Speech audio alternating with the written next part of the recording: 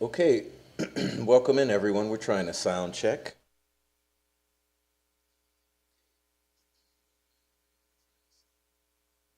And that seemed to work out okay. So I think we're good to go. Welcome in everyone. Say what's up in the chat. All right. Okay, we're going to say hi. Okay, welcome in Justice for Baby DeOrr, of course. Welcome in Danielle. Welcome in Danielle. All right, welcome in. Let's see.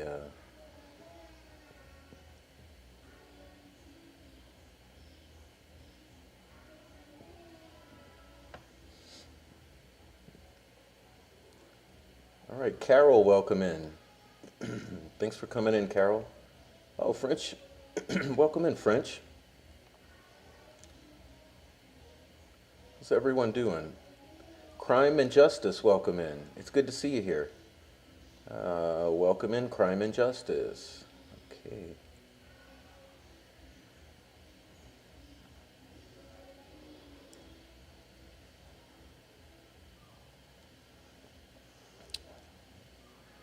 So I'm having a problem with the chat.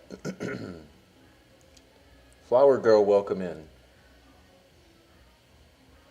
Thank you. Welcome in, Flower Girl. All right.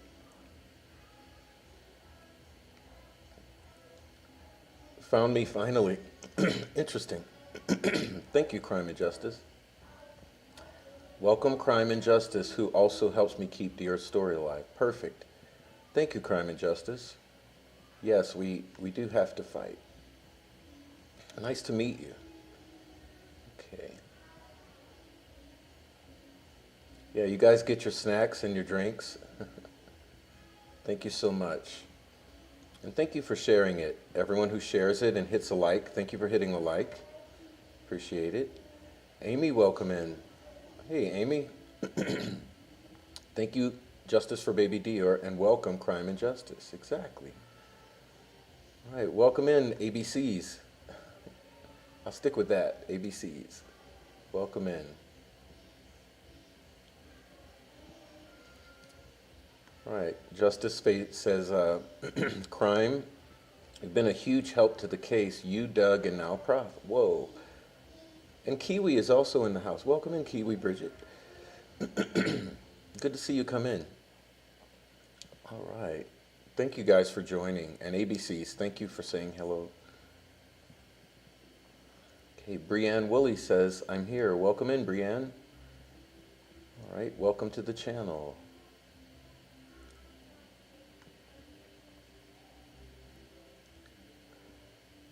Oh, Justice knows Bree. Okay. Well, thank you, Bree, for joining in. Welcome in, Sassy. All right, Sassy is in the house. I see that. Brianne says, I love you, Callie. I'm so proud of you and how hard you work. Bringing justice for Baby DeOrr. We're here. You are here for the right reason. Yeah. We just want to bring Baby DeOrr home. That's my mission. Okay. Yeah, it's time to step up. We just want to pay respects. Okay. Rachel, my cousin Rachel, welcome in. Back again, Rachel. Awesome. This is by far my favorite chat for the day. Awesome. Thank you for saying that. Nobody Holmes, last night's winner.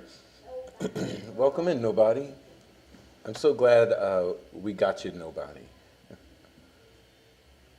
Okay. Bring Baby DeOrr home. Yeah, exactly. All right.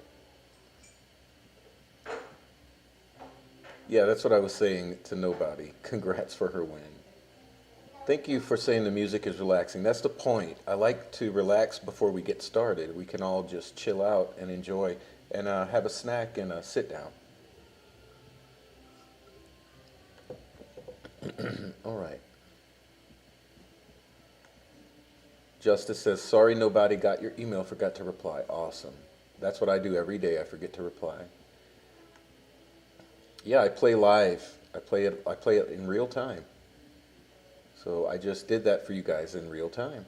And you can also catch it on the replay. Often I do that. Uh, you can go back on the real replay to hear it in real time, but on the replay. So it's live music. Okay. Yeah, let everyone file in and say hello to each other. That's the point. And then I get to say hello to everyone. Rose, welcome in. Welcome in, Rose. All right, let's see. Lakeside Justice, welcome in.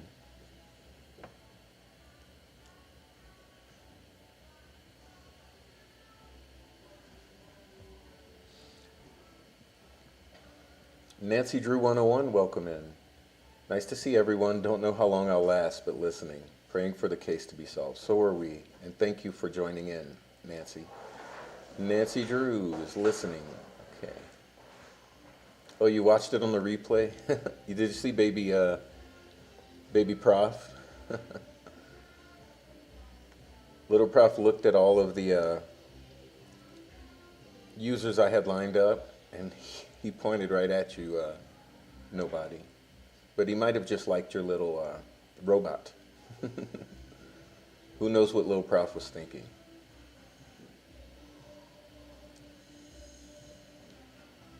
Okay.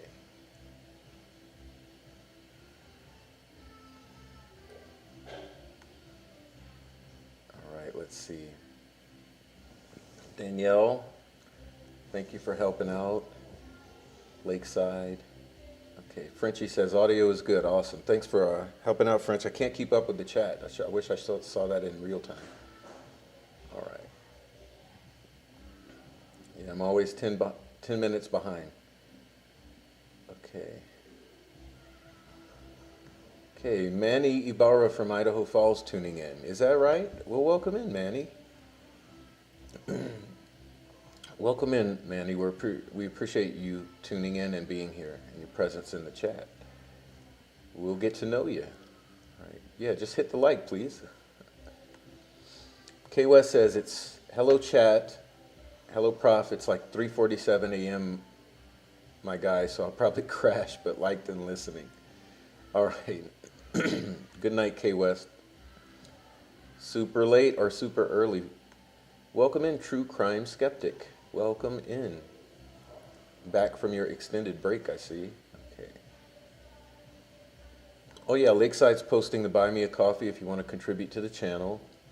There's also memberships. If you want to do a membership, let's see. Manny says, anyone in Idaho Falls? Get at me for the awareness package I have. Awesome. So Manny has some? Awesome. Yeah, Idaho Falls. Oh, he said, Justice says it's another friend, and this man right here is the reason we got his face in the theater. No way. Well, Manny, we're all excited about that theater, and I can't wait. We can't wait, Manny.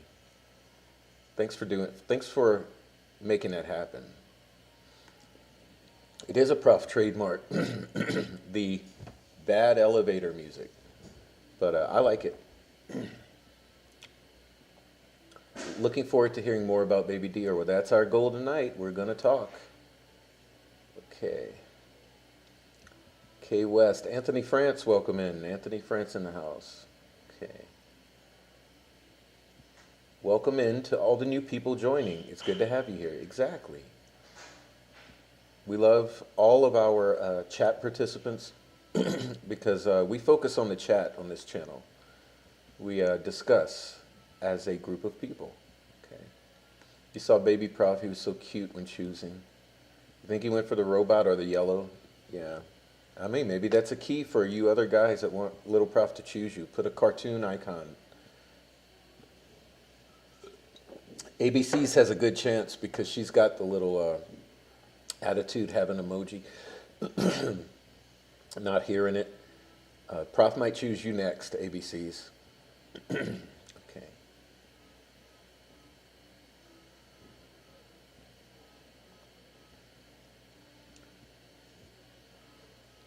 Noe, welcome in. Noe says, Prof, make sure the music you play is live and Rixnay approved because God forgive if it's not. You might get reported to CPS. Exactly. Well, guess what? It is live. Unfortunately, Rick, bad news, I play it live. So, step up to the plate, buddy. Ain't nothing to it but to do it. Amy says, hi, Noe. Okay. If you live in Idaho Falls, Manny has DeOrr awareness packages and is a dear friend. Okay, Idaho Falls folks, and Idaho in general, get with Manny. Please, especially in Idaho. I mean, let's pause here. If you're watching from Idaho, especially Idaho Falls, please get with Manny and get some awareness packages and start posting them around and using them, and also take advantage of the opportunity to see the film. Okay, so, all right, let's see. Rose says, I took her wrench. Okay.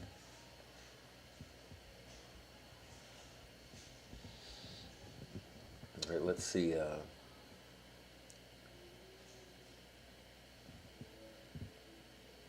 Forgive my vision. I know I squint and I have to read the computer. Brienne says, I'm from Idaho Falls. Just moved, but we'll help spread the word. Well, Brienne, awesome. Get with Manny. Yeah, those packages are great. I think that, especially in Idaho, you spread those around, in Idaho Falls especially. Okay. Okay, let's see. Brienne's happy to be here, so we're happy to have you, and welcome in. All right, so can I smoke a cigar yet? I have tunnel vision. I just want to smoke the cigar. Oh, welcome in, Digital. Okay, Digital says, hi, everyone. Can't chat. Driving and listening. Awesome, Digital. We'll have a good show for you to listen to. Awesome. And Baby DeOrr will send some to Bree. Awesome. Hi, Prof. I hope you're doing well, and I hope Little Prof is doing well. Yeah, he's doing great. I'm surprised he's not knocking more stuff over right now. Welcome in, Colette, a regular viewer. Thank you so much. All right.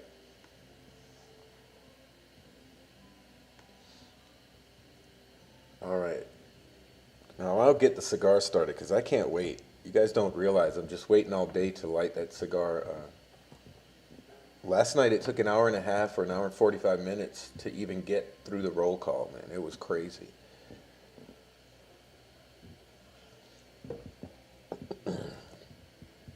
But everyone here, please join the chat if you're lurking, and please hit the thumbs up if you're watching.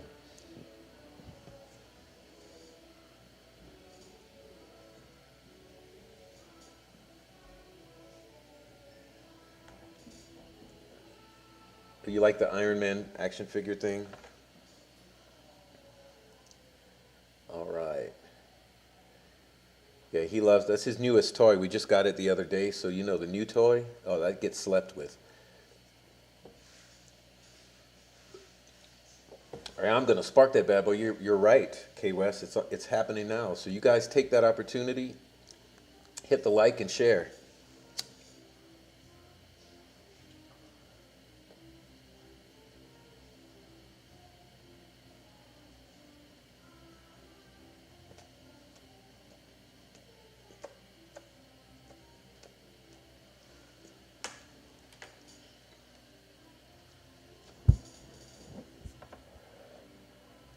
Do you guys know that the simple fact of having a cigar reduces the ad sustainability in your YouTube channel? So they don't show as many of they reduce you in the algorithm if you smoke. But I'm sorry, I'm going to smoke.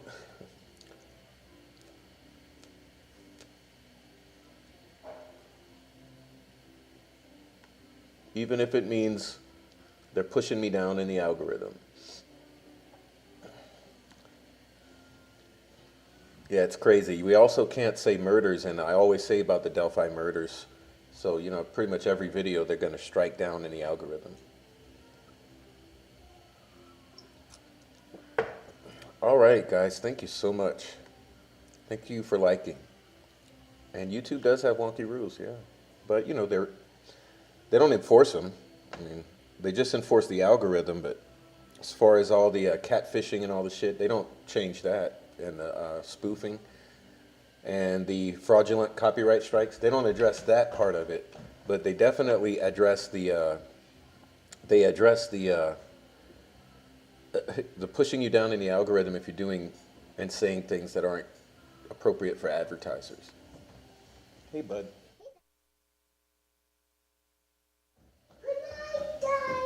Good night.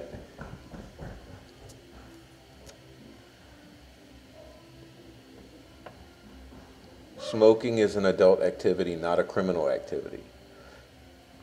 All right. That's a tad biased. I don't know what you're referring to, K West, but it happens. If you're talking about the tobacco-related thing. You saw Lil Bud jump in? He just came say hi. He's got milk all on his face right now. He does have a fan club now. I'm not happy about it. I did not want him on my YouTube channel, but it's unavoidable. So we go with it now.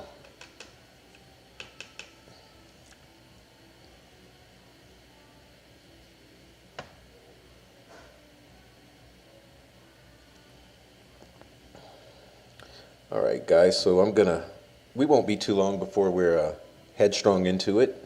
Just wanted to say hi to everyone. Okay.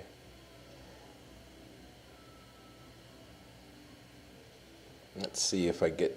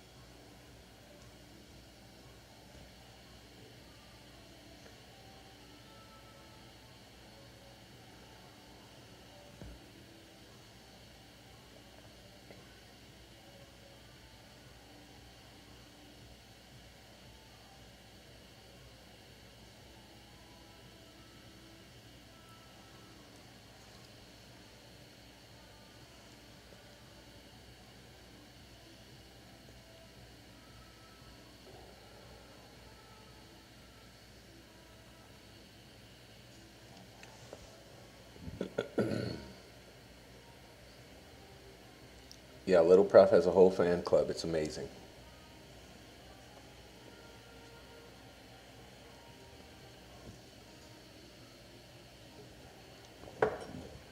Okay, guys, so we're good. We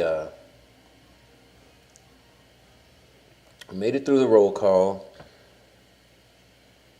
and we are about ready to go into our show. So thanks everyone for being here.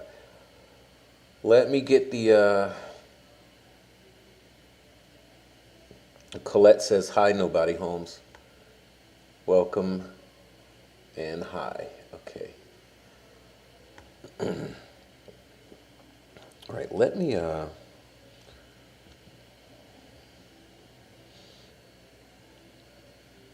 gonna start this.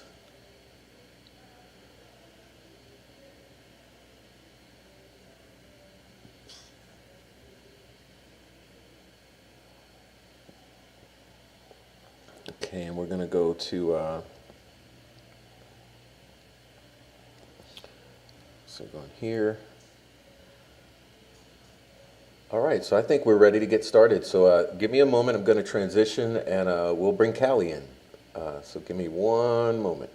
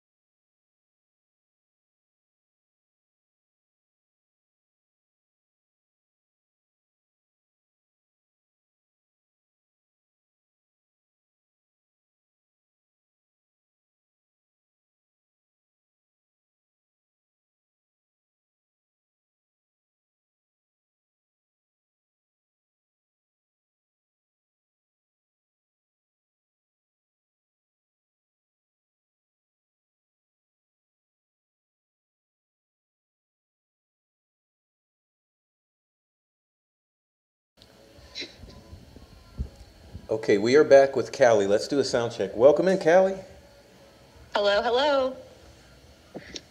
I think So they glad to hear be you. here. Yeah, everyone thumbs up if you hear Callie, or let us know if you hear Callie good. Can you hear me now? I think they can, but we'll see. Good. Yeah, how you doing, Callie? I'm doing great. Been waiting to hop on and chit chat about my favorite little guy. Yeah, and right now you have we have some information being shown in the theater in Idaho Falls. You want to talk about that for a second? Yeah, so Manny, who's I forgot what he's going by, but Manny in here, he is my distributor for Idaho Falls, and so he is definitely helping out the best he can. And oh my God, he is amazing. We have been able to get so many companies and sponsors to put their logos on, and we're showing that in the theater as of this weekend that's already passed. So it's up there right now. It'll be lasting for a month at the Idaho Falls Paramount Theater. Um, it'll play before every movie, and we hope that you go check it out. It's only 30 seconds long, but at the very end, all the logos are shared that everybody helped out.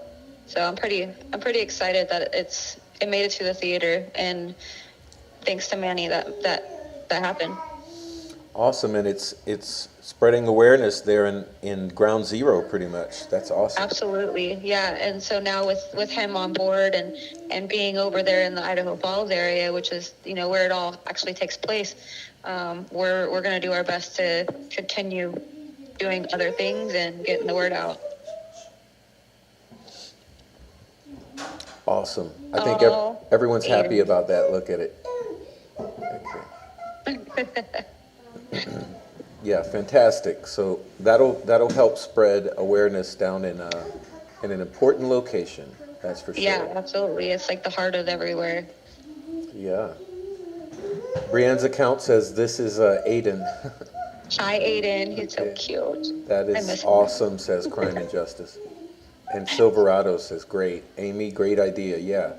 Yeah, I think it's Yeah. great because so that pretty much means everyone that goes into that theater is going to get that exposure. Yes, absolutely, for the whole next month. Awesome. And this was all volunteer based, really. So, I give kudos to the guy that runs the theater himself, and his name's Brandon. Give a shout out to Brandon, who owns that place. And yeah, it takes teamwork. Yeah, A lot of maybe teamwork. we can maybe we'll be able to start some momentum to do it more. And Yeah, my hopes is that we start with the 8th anniversary, and maybe we can just keep it going and spread it all throughout Idaho at least. right, right. And I think Yeah, so we're people are about to put super up tuned posters. in. I'm sorry. Oh, sorry. We're about to put up some posters. We're in the middle of creating huge posters to put up around town. Awesome. And I was going to say, I think everyone's extra sensitive maybe to crime in Idaho right now because of the other tragedy. Absolutely. And so maybe people will be more tuned in to something like this now that they've had an extremely, tragic incident in Idaho. So, Yeah, a lot going on in Idaho for sure. yeah. So that's awesome to hear. I'm happy about that. I was happy to have the opportunity to participate, and thank you so much Yes. personally. I want to thank you for allowing me to jump in on that. Yeah, your logo's up there too. I so appreciate it. Awesome. Thank you so much for that. And hopefully we'll keep it going. Yeah, Brienne says I agree. Yeah. Yeah, I think we start now, and we could even push through, and hopefully we won't make it to 10 years, but I think we keep that ball rolling now. Well, And I mean, as long as we're a loud voice and we just keep getting louder, I can't see it taking that long. yeah. That's our goal. We hope this year is the year.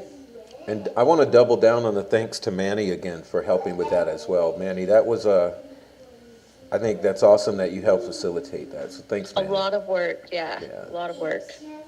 And thanks to the theater too. Maybe he'll see this eventually and know that it's not just you and Manny that appreciate. We all appreciate what he's done to Right. help with DeOrr. Absolutely. All right. He's just so cute. He's excited. So hey, I have an idea, Callie. I know we're going to do something after the break, and I'll keep that a surprise. But before we get into the break, would you mind? I think we have a lot of listeners to the channel, especially on the replays. We get lots and lots of replays in the next week. We'll get a lot of replays in month. So maybe for those who have not ever heard of DeOrr or seen these prior shows we've been doing and we will be doing, if they just happen to catch this one, maybe we can give a sort of a summary of a rundown of DeOrr's story, and maybe follow it with a couple of our thoughts before the break, and then that'll Yeah. help the first timers kind of get up to speed on some general facts, and then some of our opinions on that. Sound Right. good? Yeah. So DeOrr is a 2-year-old little boy, 2.5-year-old little boy that went missing July 10th, 2015. He went with his grandfather, his great-grandfather, his mother, his father, and the great-grandfather's friend. And they went all the way from Idaho Falls to DeOrr, Idaho, which is about 2 hours away. The campground is an extra half hour because the road is really, crazy to get there. The next day after they got there, they all, quote unquote, had breakfast, did some random things. And later that day, he disappeared. And they are all pointing fingers at each other. And so now we have a missing 2-year-old that's still not found. It's almost 8 years later. The parents have been labeled as suspects by multiple people, including the first sheriff called them suspects. The second sheriff calls them POIs. The first investigator, who was a U.S. Marshal of many years, who has found many children, quit the case and called them basically liars and said that you are misrepresenting the truth to find your son. Then you have a second PI that comes in and also agrees with all of that. And here we are today. We are still pushing forward, and we've got that second PI still on the case. He took a pause, and now he's back, and we're rolling on the searches this year.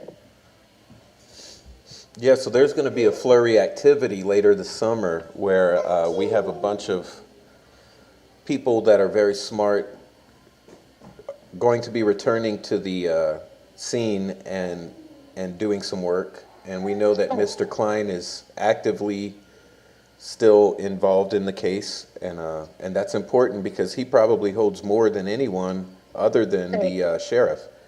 Right, right. He's got all the original statements. He's got all the FBI information. Awesome. So let's back it up a little because that was a really brief statement, but maybe we can give.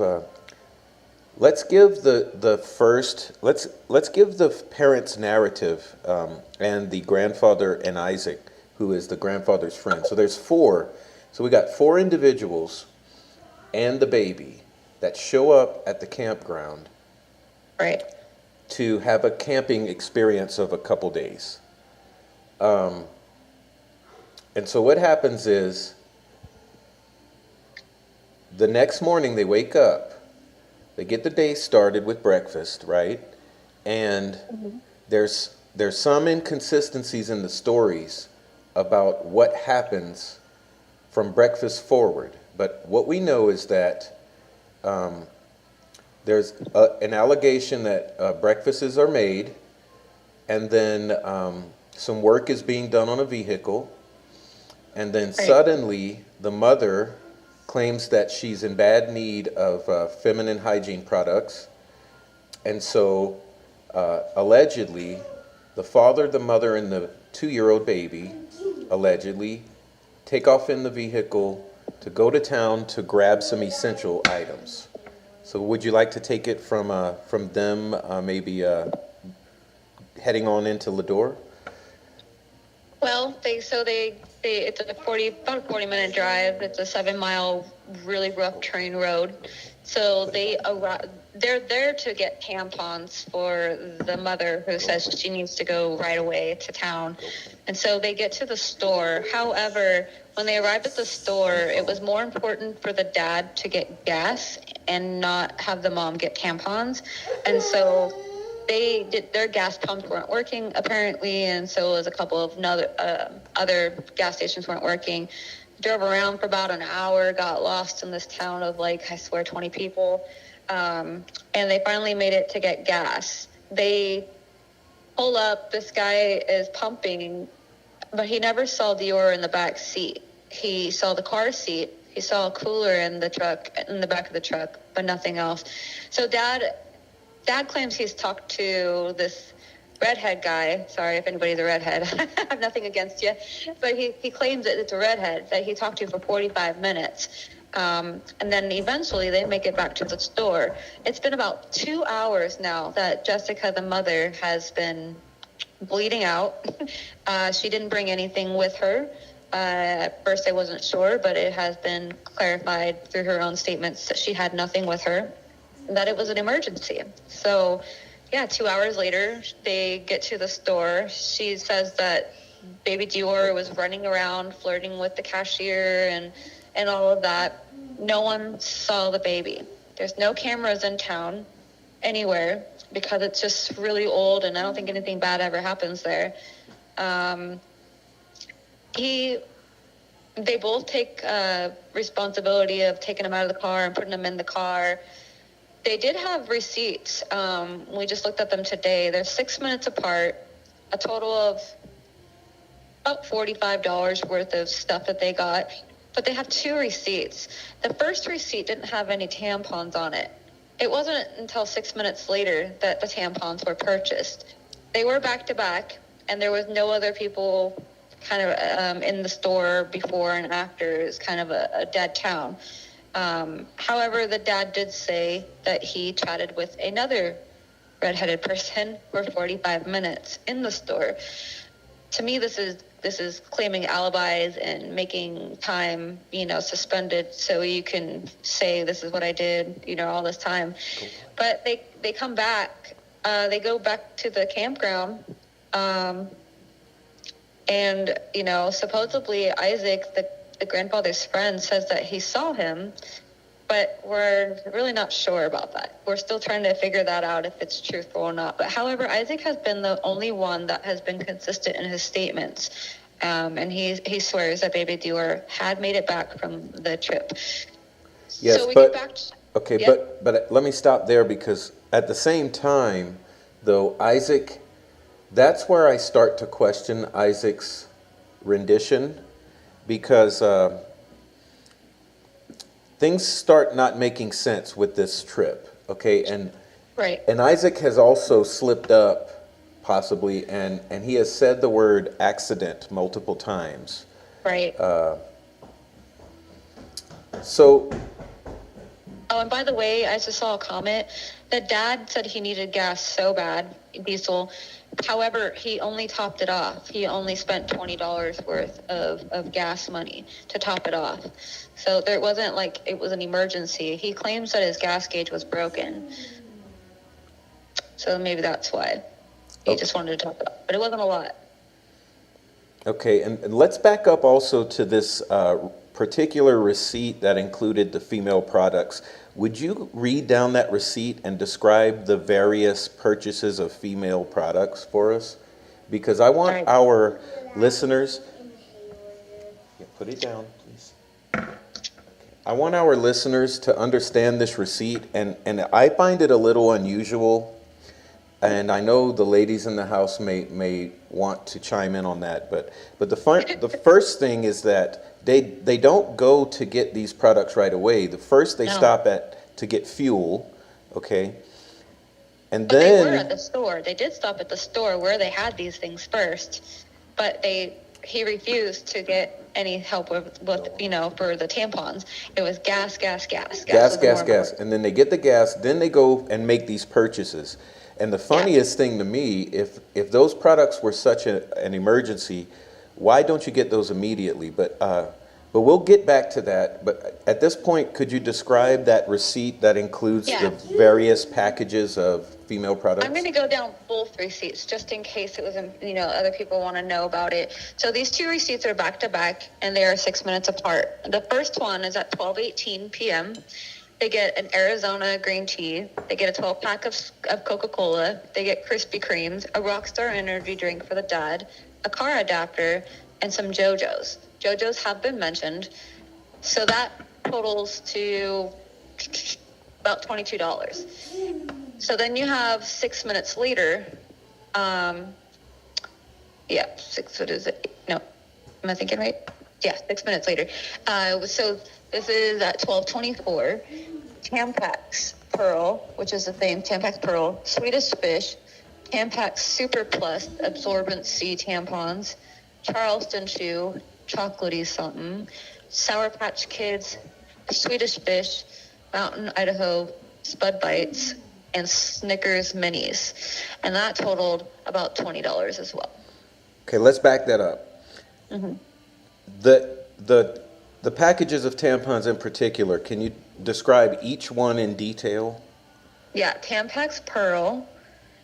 I don't know exactly. I mean, I'm not sure what a pearl is. I get regulars, so tampon, and then another box. So there's two different purchases on here for tampons, like two different kinds. One is a Tampax Super Plus absorbency tampons, and the other one is a Tampax Pearl, so maybe a lighter period. So she's gotten two different kinds of tampons. Okay, so one more time for the slow people like me because I can't keep up with. You're good. So do we have 3 packages? No, we only have 2. I felt like it was 3 earlier, but when I'm looking at the price, part of it is just an extra wording on it. Okay, so once again, can we go over the differences in the 2 purchases of packs of products here? Yeah. So we got Tampax Pearl. Tampax Pearl. Okay. At $3.69. Then we got Tampax Super Plus. Okay. At $4.09. Okay, so in this entire shopping trip, there's two packages purchased, and they're both different. Right. Okay. All right. But it's not on the first receipt. It's on the second receipt. On the second receipt, as if it's a Yes. let me go in and do it. Yes. Not an urgency, because we also, like I said, first we got this whole thing about getting fuel and making multiple stops. And it was all paid by cash. Okay, let's talk about how much these purchases were, because I know there's the story with the grandfather handing off of $50 for things, but let's talk about the total amount of purchases on this trip. Okay, so I'm not sure how much the gas cost, but it was a top off about $20 worth is what Klein said. Okay. And so the first receipt subtotals to $21.15, and they gave them $22 in cash and got 85 cents back. And that does not have any tampons. That's just a JoJo's, car adapter, energy drinks, a lot of drinks. The second receipt with all the tampons and all of the chocolate candies and stuff, it totaled $19.74, and they gave them a $50 bill. And that's probably what Grandpa gave him, because he says that that's what Jessica says, that Grandpa gave her $50 to go get all this stuff. Okay, so we're beyond $50 with this entire trip at this point, though. Yeah, we're about $40 for the gas, or for the store trip, and then another $20 for the gas.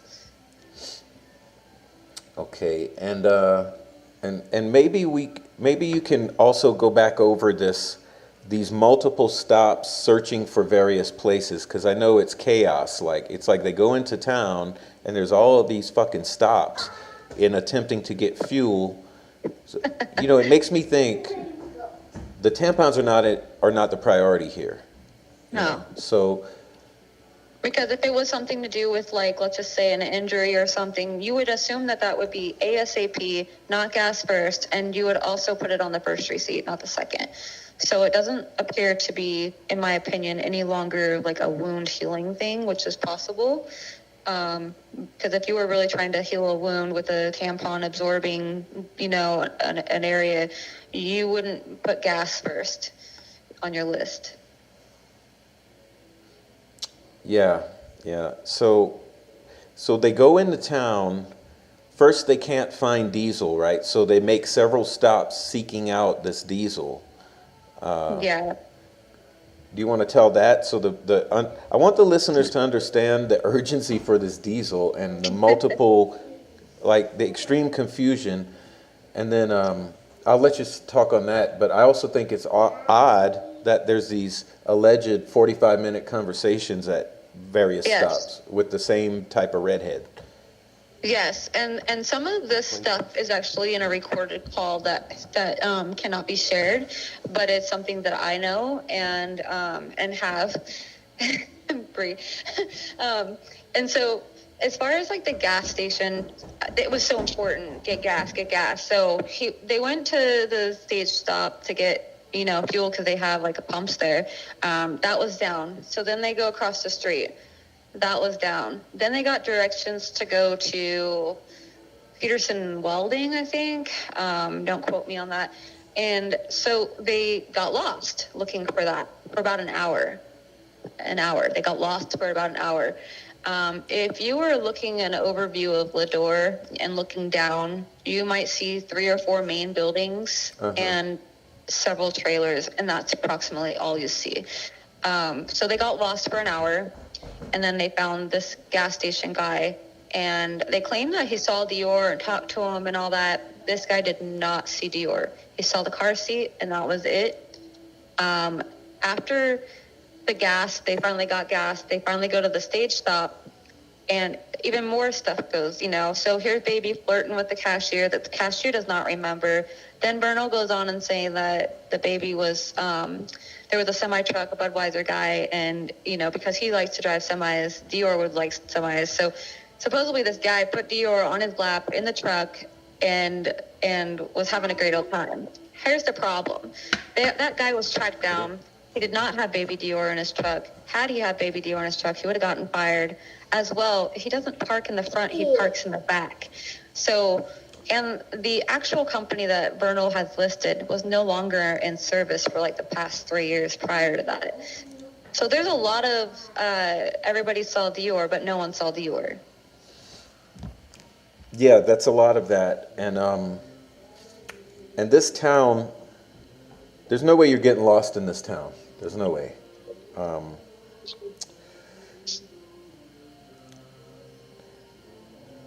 And we have no one, so everyone that was alleged to have witnessed DeOrr, no one sees him. No one. Now, Crime and Justice has a good comment here. Yes, Do we okay. know what the stories are about who went in and made these purchases? Like, in other words, she's saying, say for instance, did Vernal go in first and make the few purchases on the first receipt, and 6 minutes later maybe Jessica went in and made the purchases for the tampons? Like, do we know that story about who went in and made these purchases, what the fucking narrative is? It's very possible. They did obviously both go in because Jessica was talking about how she was picking out candy with the baby, and then Vernal was talking about how he picked out candy with the baby. Vernal was talking to somebody in line that was also getting JoJo's for 45 minutes. And then the mom at some point went into the bathroom and did her thing. But they both were in the store, but I'm not sure exactly who made the purchases. I can get that answer possibly if Klein has it. Okay. So possibly we're looking at each going in separately to make these purchases, but the stories don't make sense. But we know that there's the story of the snacks she bought and shared with the baby, the little fish things that he's joking about. Right. Yeah. I mean, it's very possible, being a devil's advocate here, it's very possible that Vernal went in and did his thing and purchased some whatever, and then, Jessica got in there after him and used the $50 that was in her pocket to purchase her stuff. It's very possible. It's just really weird how not only you wait 2 hours and then you have, then you go back and you're still the last person to purchase something. Yeah, but see, Rachel says here she thinks the guy went in first and forgot the tampons. I don't agree with that. I think that maybe the plan was, I'll go in and get my stuff, you watch the baby. Let's say if it's a normal, Yeah, okay, I would say. if it's me and if I'm Vernal, okay, and it's me, Vernal, and if I'm Vernal, I'm with Jessica and the baby, I might say, let me run in and get a couple things, you watch DeOrr. And then when I get my stuff, you can go in and do what you have to do, and I'll watch DeOrr. But Yeah. that's not necessarily the story they told, but, I could No. see it going down that way. Yeah, very possible. It is definitely possible. But it still lends to the unbelievability about the urgency, because you waste an hour running around for diesel that you don't need, and then all around town and getting lost in a town that's only a few blocks big. And then when you do get to where the tampons can be purchased, you don't immediately go in and get them and deal with it. You go in first for snacks and a charger or something.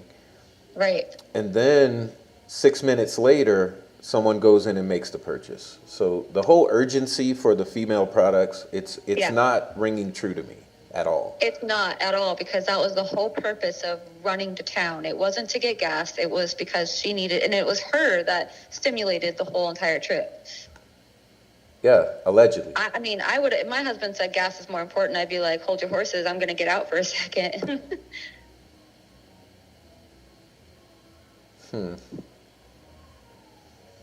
So far, all these stories don't add up with the investigators, because there's several alleged witnesses of baby DeOrr, and none of them check out.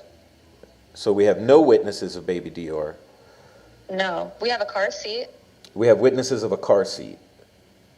But allegedly, baby DeOrr went in to help pick out the candy. And flirted with the staff. And flirted, and then isn't there a redhead in there too? That's another 45-minute conversation. There's a lot of redheads in Vernal's story. I mean, and both his conversations. best friend was a redhead, and his boss was a redhead. So, I mean, is there some truth coming out of his lies? I'm not sure.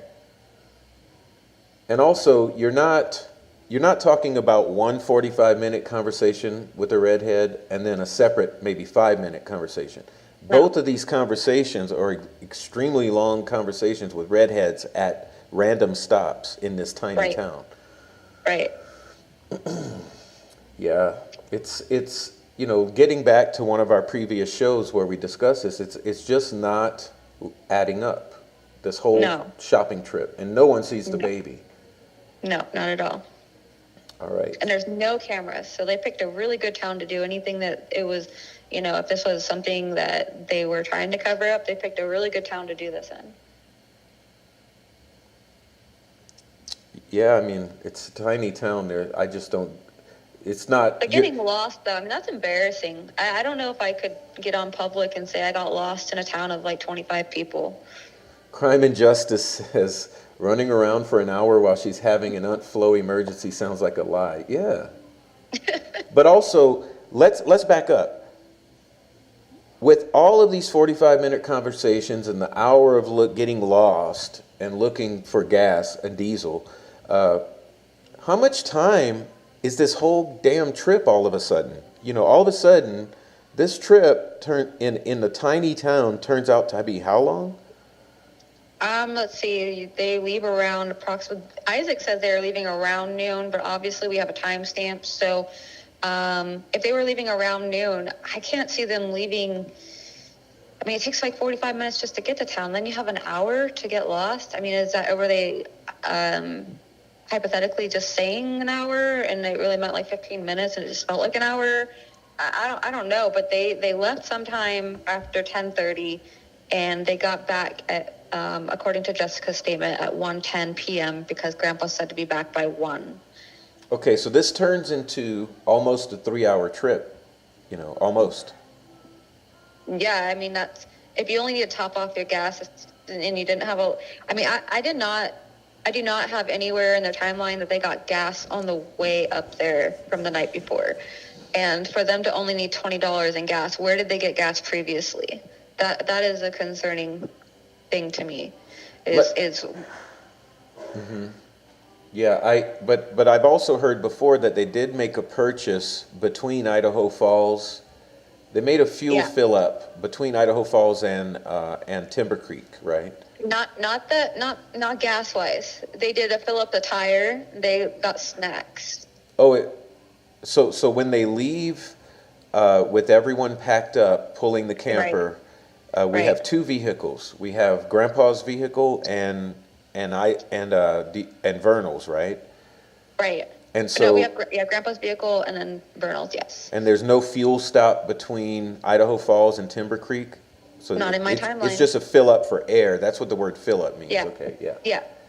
So then part of the story is that as they're traveling towards the campground, they have to switch vehicles the vehicles keep overheating, so they start switching out who's pulling the camper. That's a whole story, that we switch the camper to the truck, and then we switch it back to the is it a Suburban? Yeah. So we end up at the campground. So I could see the need for a little fuel, but what's getting me is we have them leaving the campground allegedly at 10:30. Around that. And we have them returning at 1:10.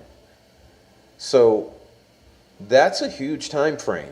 You have 45 minutes out and you have 45 minutes back in. Yeah. So that's practically an hour and a half. Mm-hmm. Then you have your hour chit-chatting with, or hour and a half chit-chatting with people.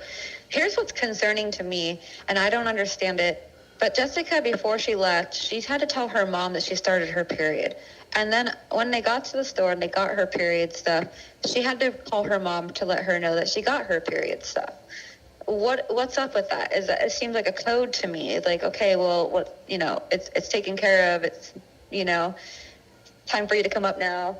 Do something. Yeah, but we don't have recordings of those calls either, so we don't know if that was actually what was said. I actually have the text messages somewhere. Klein has those text messages. You have text messages about I got the tampons. Yes. Okay. Yes. Yeah. And the timestamps of them. Okay, so I guess what I'm getting at is that we end up with a huge time frame that's missing. So we have disappearing from the campground at 10:30, and then we have returning at 1:10. So that's a huge time frame, and all we have in between that are the various receipts for these stops, Right. but no witnesses of the baby.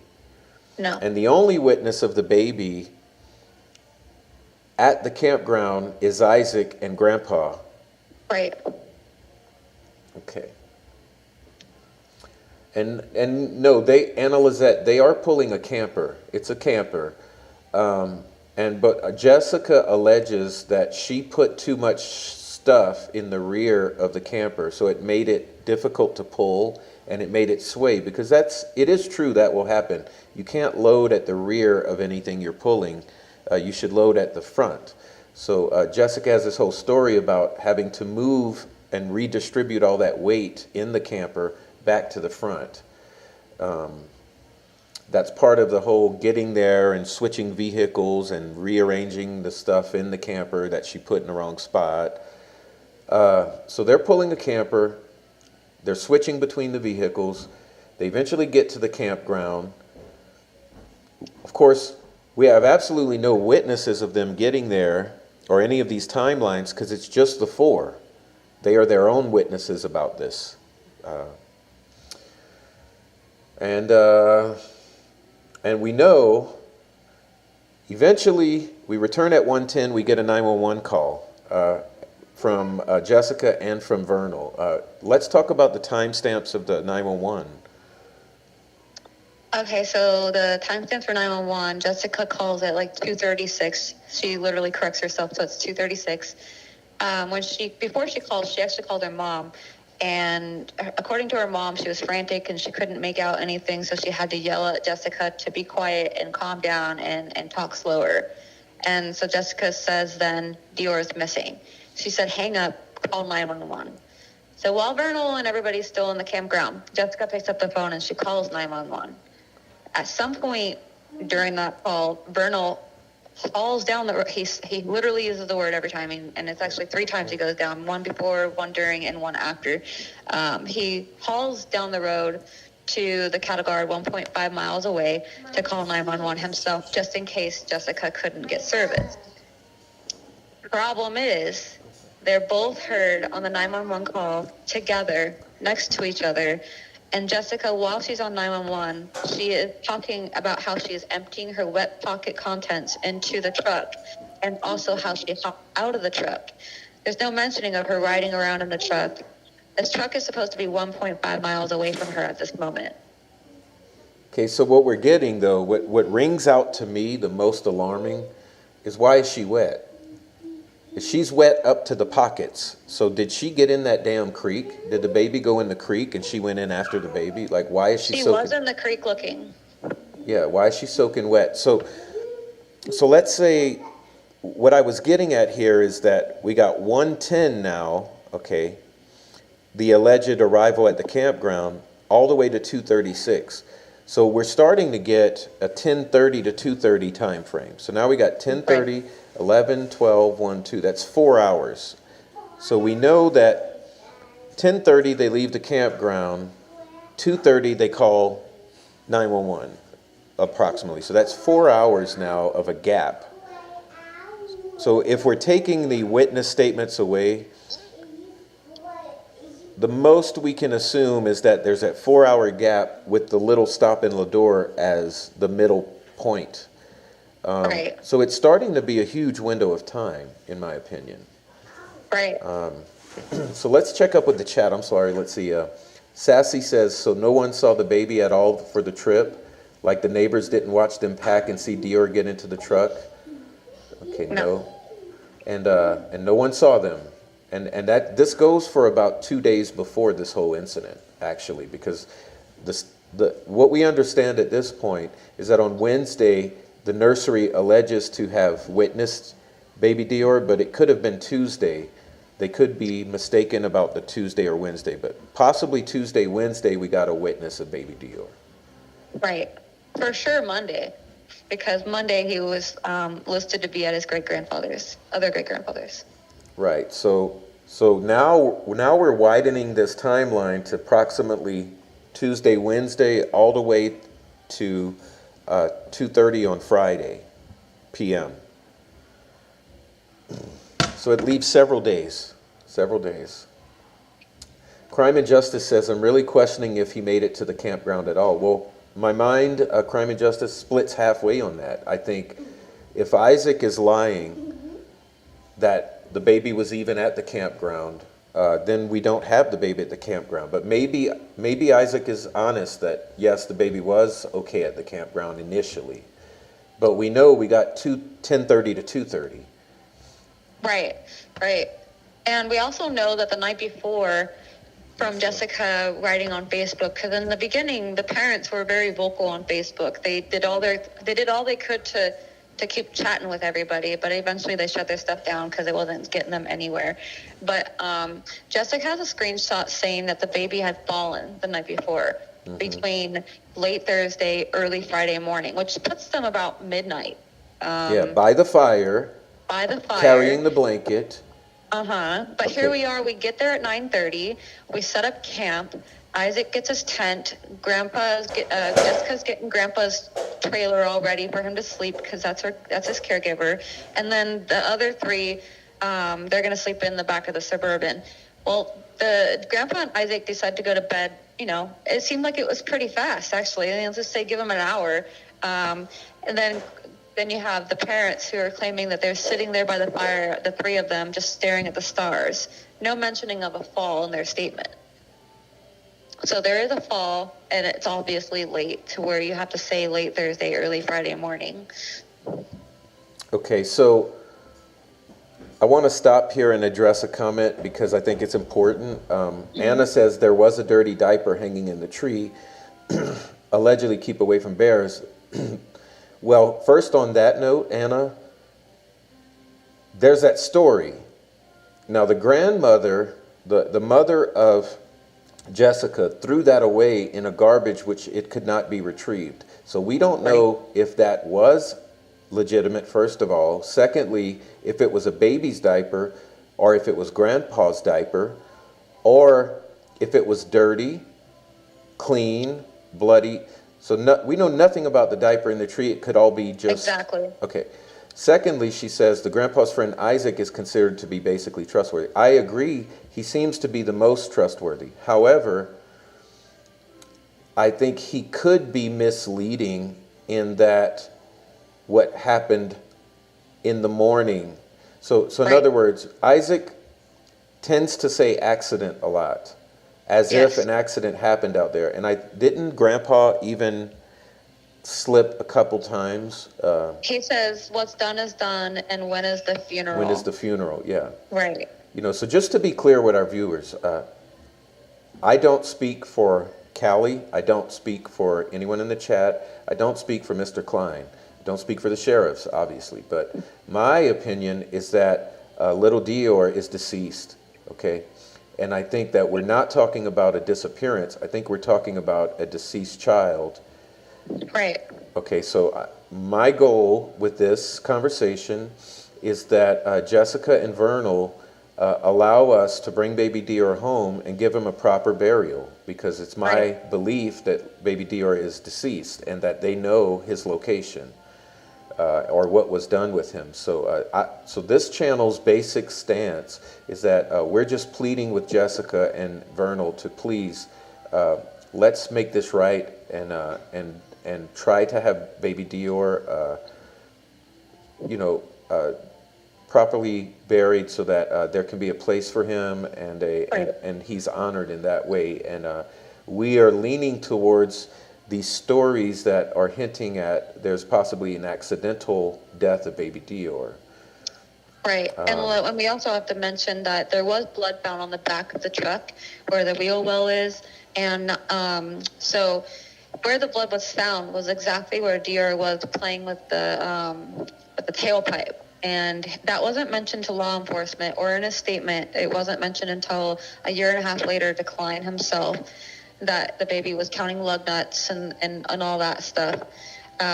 So there's some different discrepancies on, lug nut stories and where it took place. but Yeah. there was blood found. And at this moment, we are trying to figure out whether that was human or animal. I am waiting for Klein to get back to me. He may not get the answer because FBI holds that answer. I do know that Frank Built, the first PI, was there while the FBI had the truck in their hands, and they released the truck back to Vernal. They did show up luminol. We have several family members that agree that there was blood found on the truck, but we're not sure if it's human or not because the DNA, it was washed with bleach. Right. So I kind of want to skip that now for, but you know, there's that aspect to it that we also spoke about it previously, but I kind of just wanted to give the basic story here and what's not adding up. And we, you know, like I have mentioned before, I do believe Isaac is being the most forthcoming. I just don't know about 100% with Isaac. I think he's the most, but that doesn't mean 100%. And there's the allegations of bleach, and so we're waiting for Klein to get answers about the DNA. Okay, yeah. So Amy says there's so many unfortunate accidents where people accidentally back over small children. Yes, there are, and it's horrible. I mean, it is absolutely horrible. They don't mean it. No, it never happens. I truly believe this was an accident. I mean, I really do. I truly believe that they were just young parents. They were drunk or, you know, using something, and an accident happened. And you only have two choices: cover it up or tell somebody. And I think somebody was worried, and it just went from there. And now it's just gone too far. Okay, Lady Classic says, I pray Jessica and or Vernal clear their hearts and minds, exactly, and come clean about what happened to their baby. Yeah, and also Isaac, because, you know, Isaac did say that law enforcement directed him not to speak. Okay, he did say that. So maybe Isaac has cooperated, and he just knows he can't speak on it any further because it's active. But let's just pray and hope that Isaac and Vernal and Jessica clear their hearts and minds, and we should lay baby deer to rest properly. 100%. And I know that this community here, we would totally pay for it. You know, between Klein's people and the other baby DeOrr advocates and your group and our listeners, if we find baby DeOrr, we could definitely do a fundraiser collectively to be able to cover the cost of laying baby DeOrr to rest and getting him a proper headstone. And that's our opinion on this channel. Let's see. Lady Classic says, my God, how terrible. A baby was just ran over in my town yesterday by a family member backing out of the drive. It happens all the time. I mean, I've seen so many, and oh my, it's a worst nightmare of mine. It's a nightmare of mine, because, you know, I got a baby. Okay, let's see. That's how I got involved. My daughter is literally the same age as DeOrr. And when I watched this breaking news came on, I was terrified. I felt like I could totally identify with the 2-year-old at that time. You know, was he scared? Was he crying? Was he cold?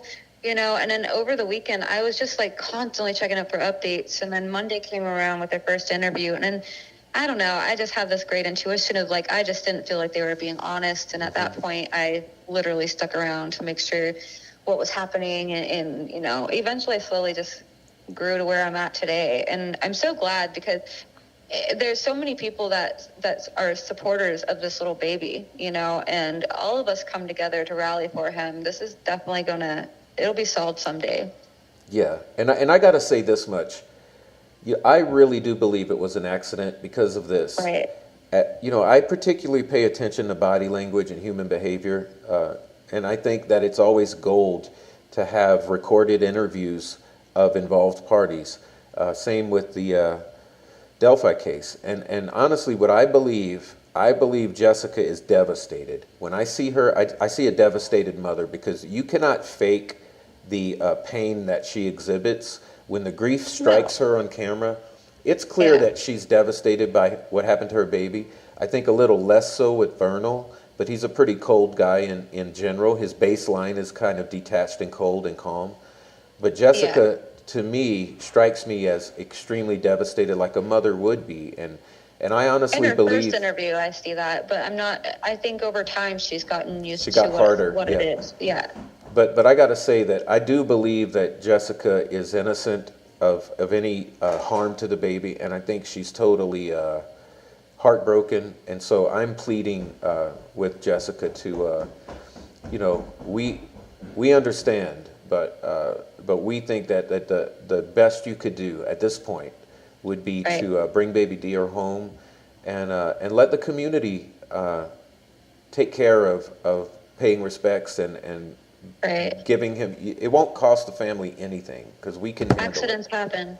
And accidents always happen. Like you say, with the backing over of children, it's so common. I mean, Right.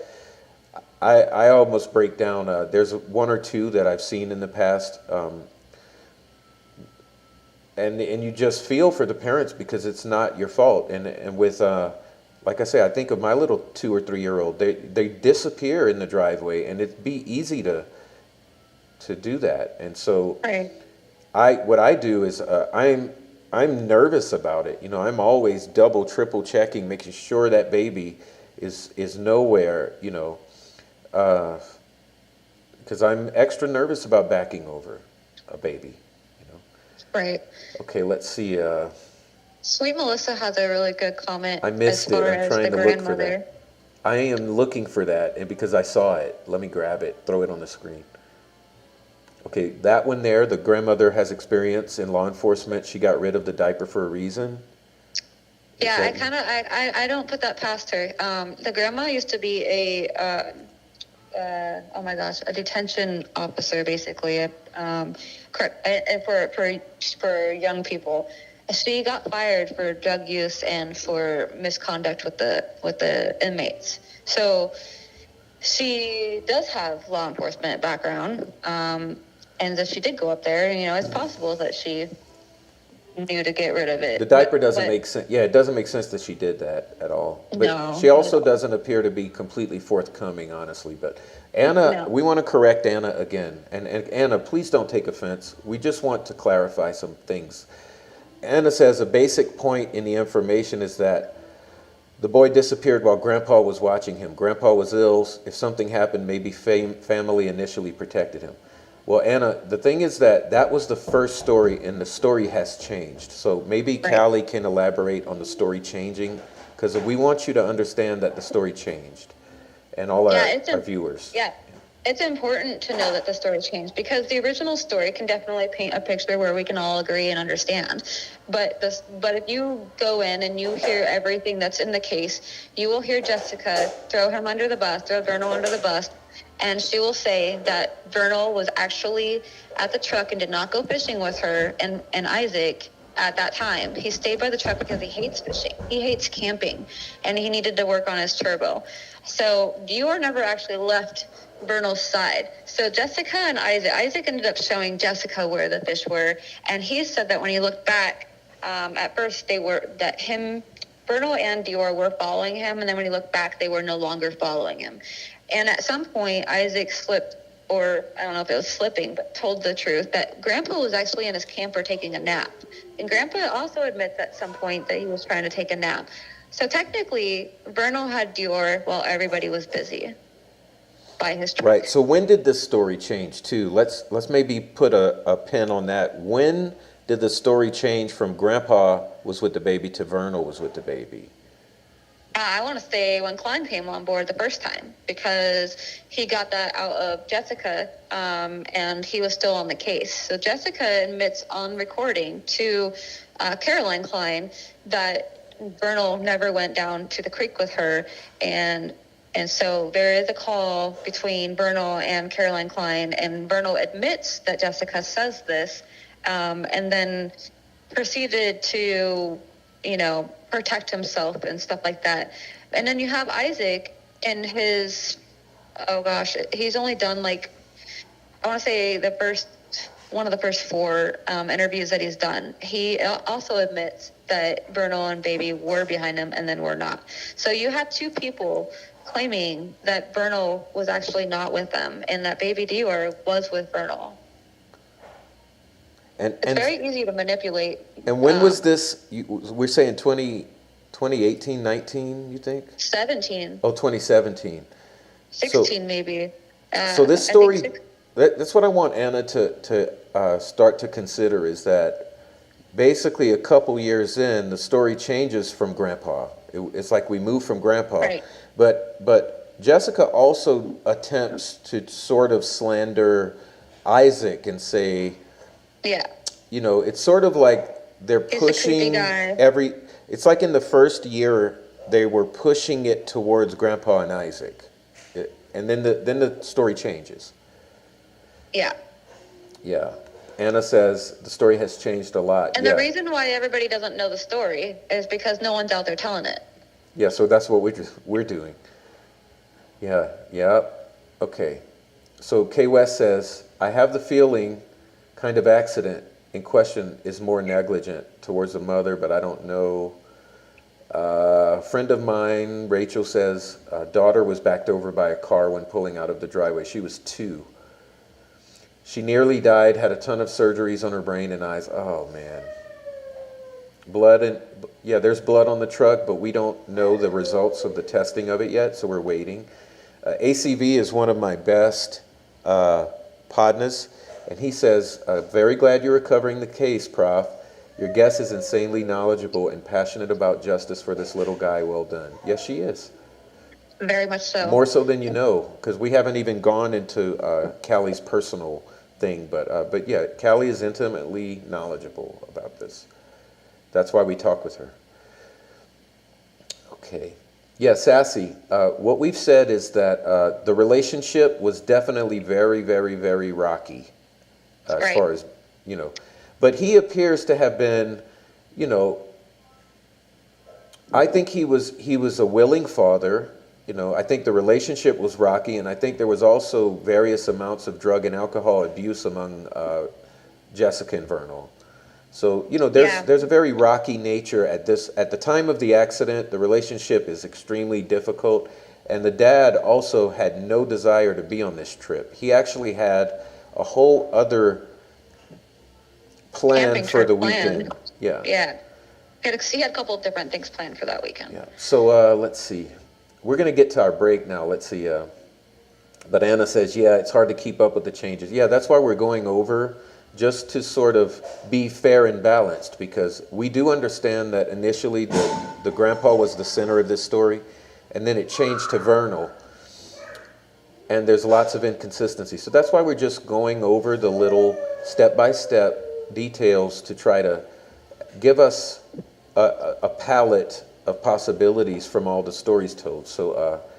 And if anybody wants to listen to these exact clips of Isaac and Vernal and Jessica saying all this stuff, I put a recording together on the main page of Justice for Baby DeOrr. I'm going to put the link in there so you guys can go check it out. But it's an 18-minute long audio that literally I put everything in there that was important. So you will hear the story changing in that. Okay, it's on this link here you posted? Yes. Okay, I'll post it here. And let me say that, let's see, Anna says, how much alcohol was consumed on that trip? Well, let me tell you, there was alcohol, because Jessica will I'm sorry, Callie. Callie is going to talk about the alcohol if she'd like to, but there is alcohol. There is alcohol. So what's the alcohol, Callie? Whiskey. But Grandpa brought whiskey according to Isaac, and Isaac started to slip that Grandpa drank some, but then retracted that. Right. Because he was AA. They were AA, but we know they were drinking. And yeah. There is some other type of substance abuse in this group, but we're not pointing fingers. We're not really going to go into it, but there's, it's additive. So we possibly got substance abuse combined with the drinking.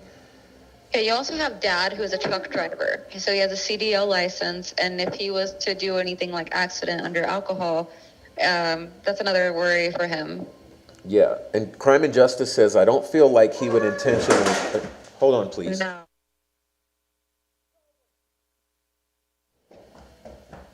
Okay, sorry.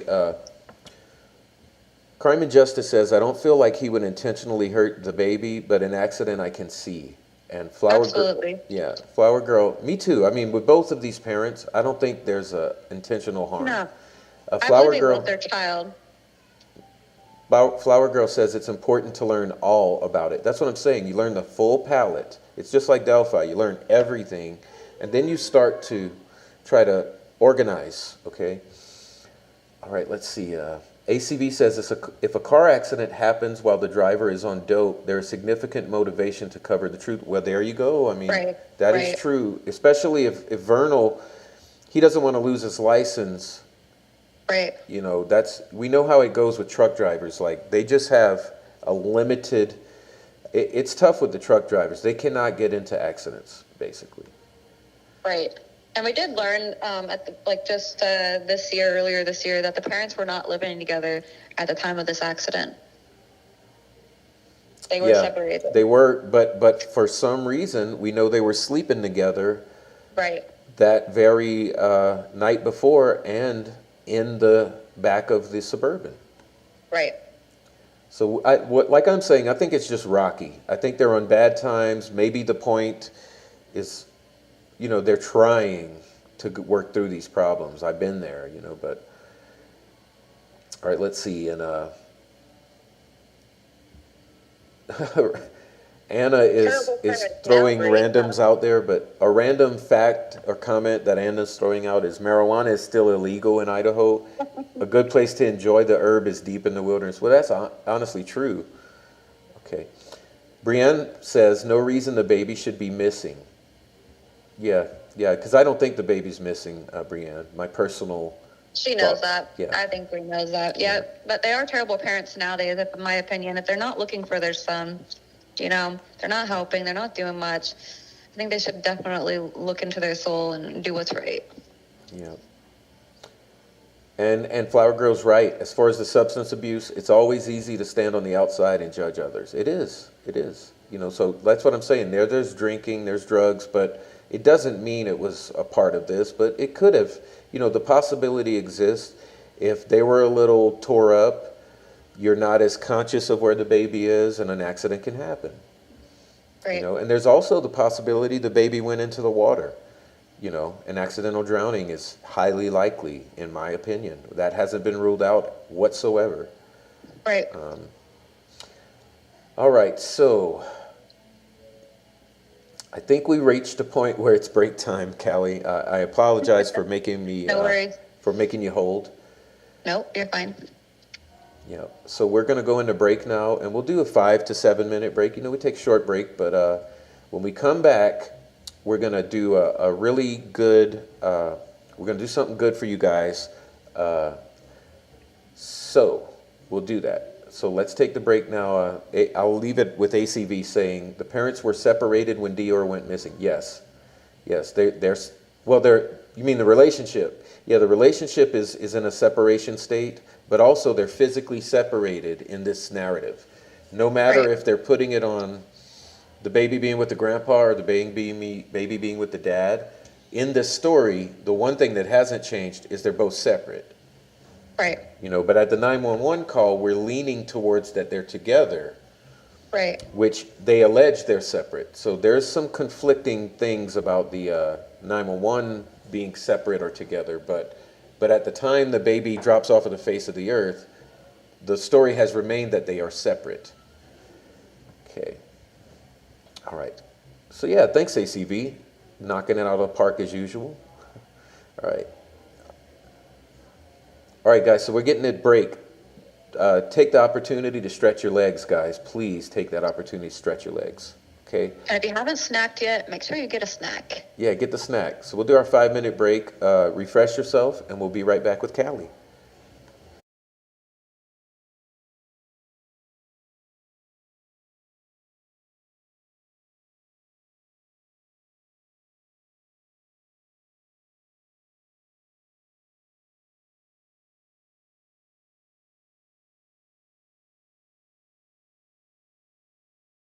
Epic is more than a digital library. It's books that read to them. Don't forget sprinkle.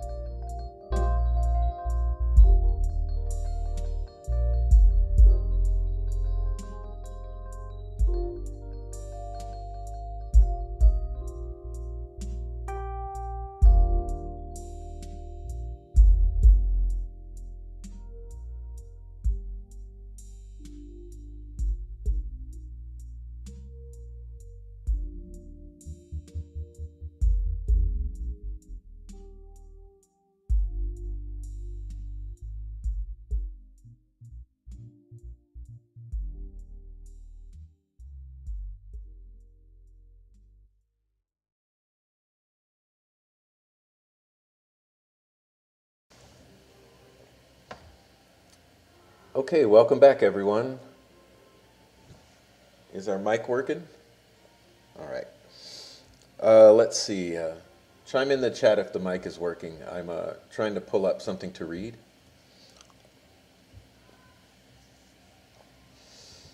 All right. Let's see here. We're going to check in with the chat. Let's see.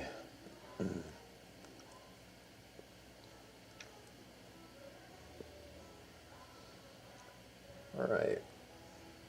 Thanks for chiming in with the sound is good. Let's see. I'm going to catch up with the chat for a moment.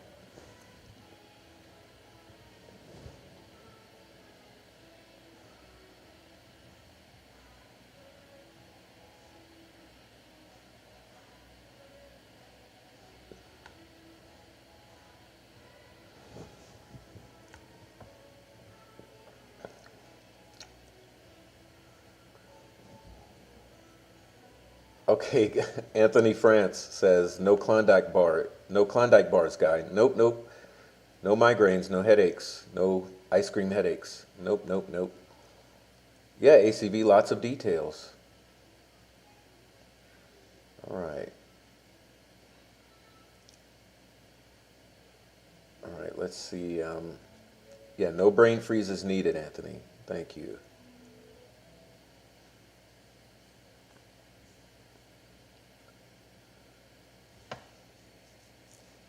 All right, let's see. Yeah, there's all the stories about possible illegal adoption, blah, blah, blah. I don't buy it.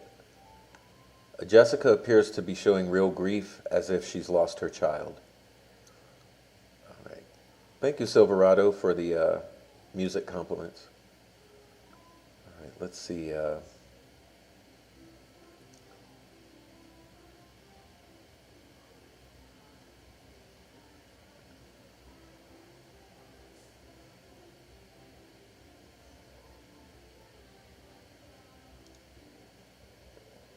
All right, let's keep it up. Let's see.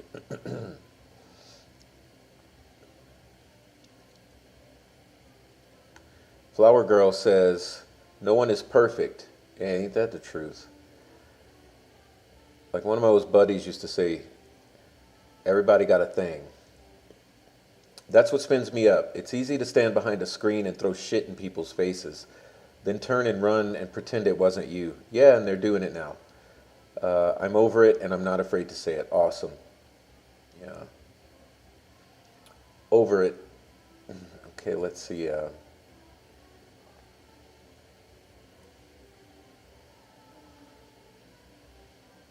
Trying to catch up.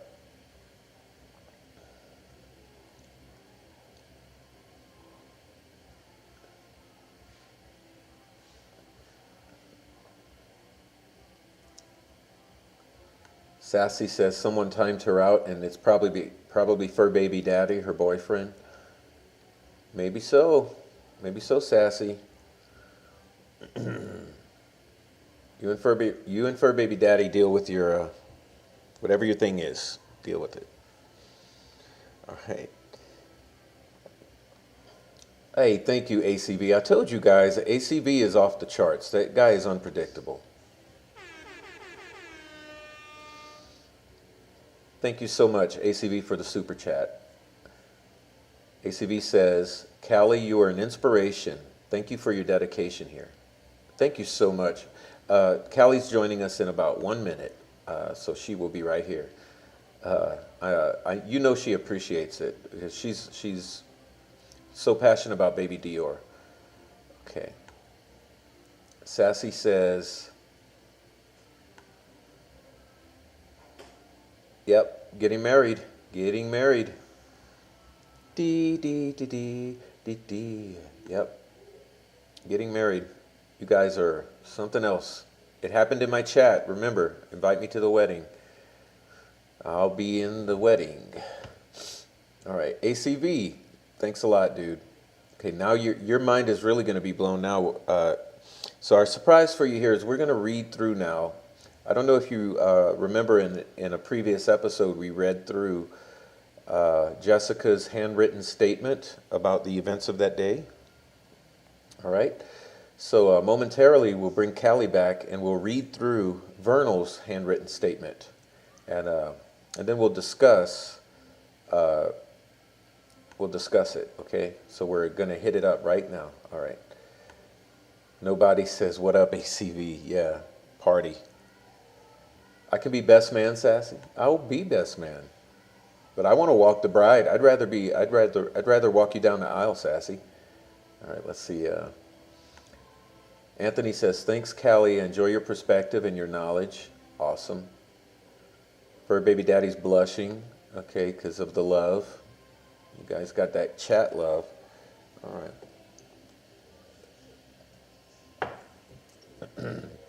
Yeah, it's interesting. It's bewildering, Sassy. So let's get Callie back. Give me one moment to pull up Callie, and we'll deal with getting back into the show. Thanks everyone for having me, allowing me to have the break.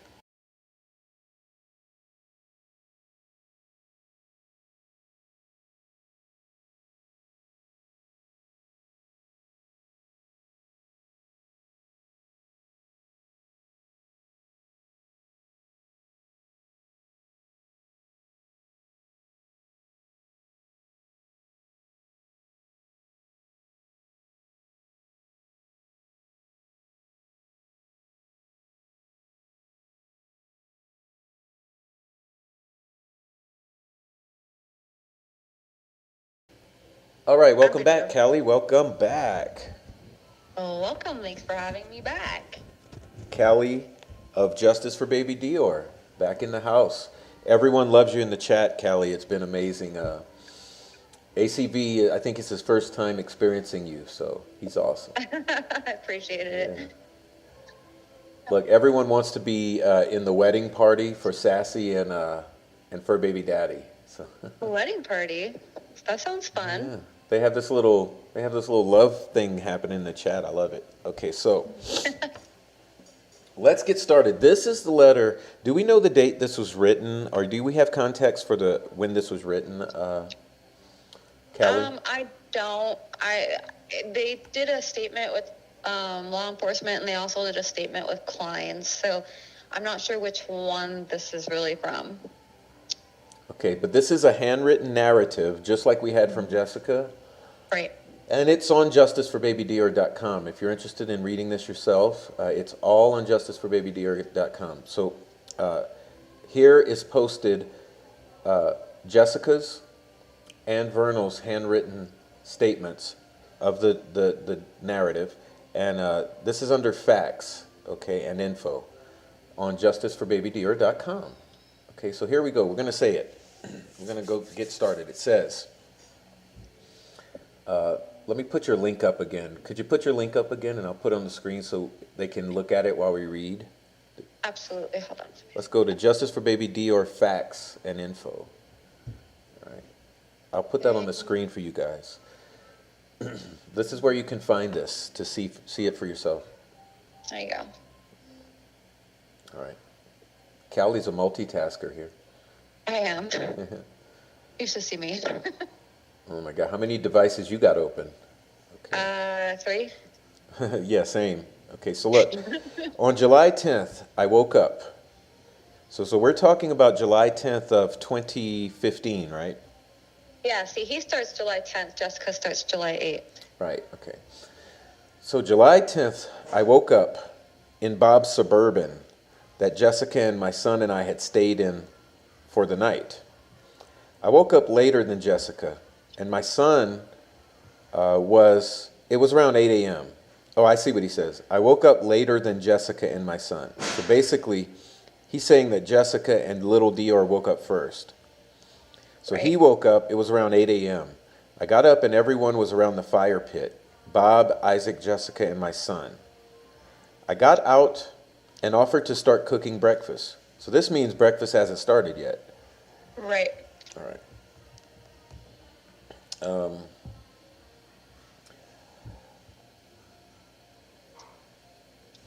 I left.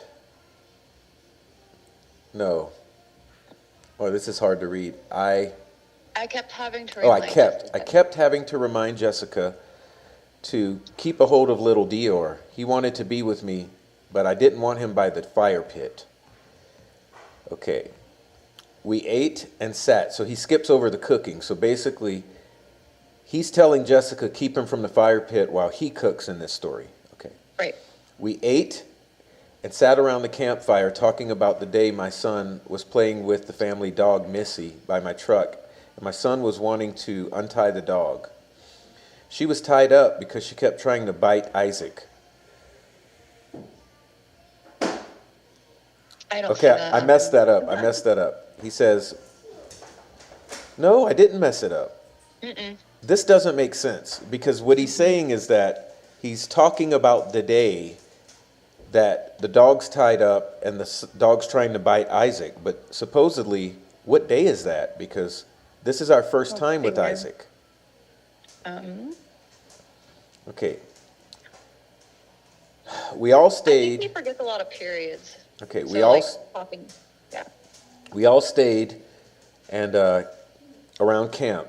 Jessica told me she needed us to go into DeOrr. Okay, this is where the tampons come up. One moment.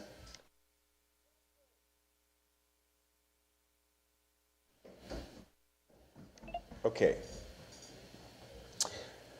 She told me she needed us to go into DeOrr. She needed tampons, so I told her I'll warm up my Cummins and we will get everybody maybe some candy. Yeah. Everyone said they wanted, and I wanted a Rockstar energy drink.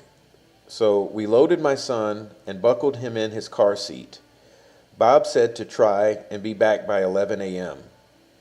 11, you hear that? Well, that's not what he said because Jessica says he says be back by 1. So Right. now we have a conflict here. The conflict is, does Grandpa say be back by 11 or does a.m. or does Grandpa say be back by 1 p.m.? Okay. And he says AM in this, and think about it. How early do you have to leave to go to the store to be back by 11 a.m.? That means way before 11. Yeah. Right. So let's see. Let's keep going though. Let me find my spot. I'm sorry. You're okay. Okay. So we headed down to the town. It's about a 45-minute drive, 8 miles, which is semi-accurate. Yeah. The first thing we did, when we went to town, was look for a station that had diesel fuel to top off my truck. We seen a sign just in town that said diesel. Okay. So I pulled in the station. So I pulled in. No period. The sign said, card only. We only had cash. Okay. But it said to go in to DeOrr in, what street is that? Argonne Street? Argonne's, maybe? So I did. The guy told me they were out of diesel, but Peterson machine. Okay, so maybe he's saying we're out of diesel, but go to Peterson machine. Yeah. I told him thanks. I had fuel, but didn't know the area and didn't want to run out. So we got direction, but we took the wrong turn past the old post office. And what we'll do in the future, we'll go through the map and track this out. Okay, we went through the old post office to a dirt road. And Jessica informed me I was wrong, and she saw the post office. So we pulled in a dirt driveway, turned around, went back, and found Peterson. I went in the office, found a redhead guy, around 5'9", middle age, said he had fuel, meet him around back. So I drove around. He topped off my truck. I paid him, gave him the change, and the three of us went down the road to Stage Store. Okay. Jess got what she needed. My son picked out his Swedish fish. So he's saying son picked out the fish, meaning the son obviously had to go in the store to do so, but we have no witnesses. Right. Okay. We went back, but we do have the receipt. Okay. We went back to the register, all three of us, and the cashier, a short, heavy-set Hispanic woman, said she was going to be right there. She was cooking potato wedges. I told Jessica we should get us some, and my son wanted this Krispy Kreme donut cup, so I bought it. Okay, and we waited for her to cook our potato wedges. I was talking to a few people behind us in line, so we got the baby in the store all this time. Allegedly, we got the cashier, the heavy-set Hispanic woman, witnessing the baby. Allegedly, we got all these people in the store in the line witnessing the baby. Okay. I'm trying to catch up again. Yeah. Might need to skip forward a couple to get to the Okay, other I'm piece. getting it. Let's see. One was a Budweiser truck driver. Another was a truck driver from Utah. And then he says Gillith in parentheses with the question mark. So he's saying a Budweiser truck driver. So he's putting all of these witnesses. For Gillith Trucking, he thinks. Okay. And the other man was in a booth staring at us. He was looking down whenever I looked at him. Jessica paid the cashier and said she was going to the restroom. So he doesn't put two separate transactions 6 minutes apart. But I could see it if it's the potato wedges story is in between these two. Right. Okay. Jessica paid the cashier and said she was going to the restroom, obviously to handle business. I said I would put our son in the truck and our stuff in the truck. I buckled him in. Okay, so now DeOrr saying I buckled him in, gave him a potato wedge and a few donut balls, and we waited for Jessica. She came out and we headed back to camp after a few miles.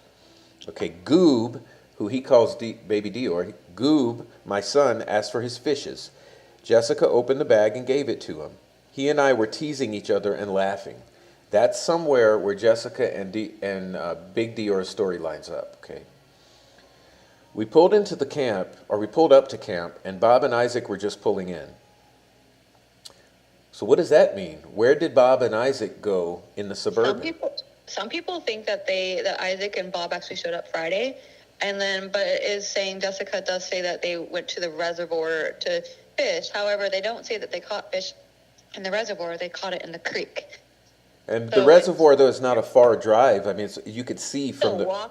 It's a walk. It's a walk. So what sense does it make that they're pulling up in the Suburban? Where had they been? But we'll pause there and get back to it. So in the Suburban, they were pulling in. We all got out. Jessica passed out their candy they wanted. Bob sat down by the fire, and then Isaac did. Then Jessica and my son. So now they're all around the fire again. They must have relit the fire because this fire certainly had been out with all of these hours passing and both Isaac and Grandpa being somewhere else. But I asked Bob if they were going up to the reservoir and where it was. He said they just came from there and there were other people fishing. This doesn't make sense, okay, because the reservoir in the creek where they were camping is literally eye shot. Okay. Right. Jessica wanted to fish. I told her there's no way there are fish in that shallow creek. Bob said yes there is and told Isaac to show us. He pulled out a bag that I think had 7 fish in it. And I said, those are in there? So they had time. Remember, we said there's potentially a 4-hour gap here. Right. So there's time to catch 7 fish, you would assume. Okay. He said, yes, I'll show you where the fish are, and stood up. And Jessica and I want to go and ask Bob to watch our son. He said, yeah. So now, this is where the story is with Bob watching the son. Right. He said, yeah, and it was around my son's nap time, noonish. Well, how is it around noonish? Let's pause because he says noonish. Jessica says 2-ish. Right, so that's what I'm getting at. How is it around noonish when they don't even return, according to Jessica, until after 1:10, and the receipts themselves put these transactions in the noon hour? Right. Okay, so he was sitting in his favorite chair, a double camp chair. He lays in it normally. So three of us, Jessica, Isaac, and myself, started to walk off. I looked behind me, and my son was by the picnic table and the boulder, about 10 feet from Bob. So he puts himself looking back, okay, seeing the baby by the boulder and Bob. And I said, are you coming with me or staying with Grandpa? He looked at me and held up a mini Snickers and said, yes and no, and went back to Bob. So we went by the creek, by the upper campground, 50 to 60 yards away. Isaac said, we fished here, was at the start of it, and then we went down to the creek where it splits and goes into two creeks. Okay, so we can look at that on the map. And we crossed to the middle and walked down toward the camp direction.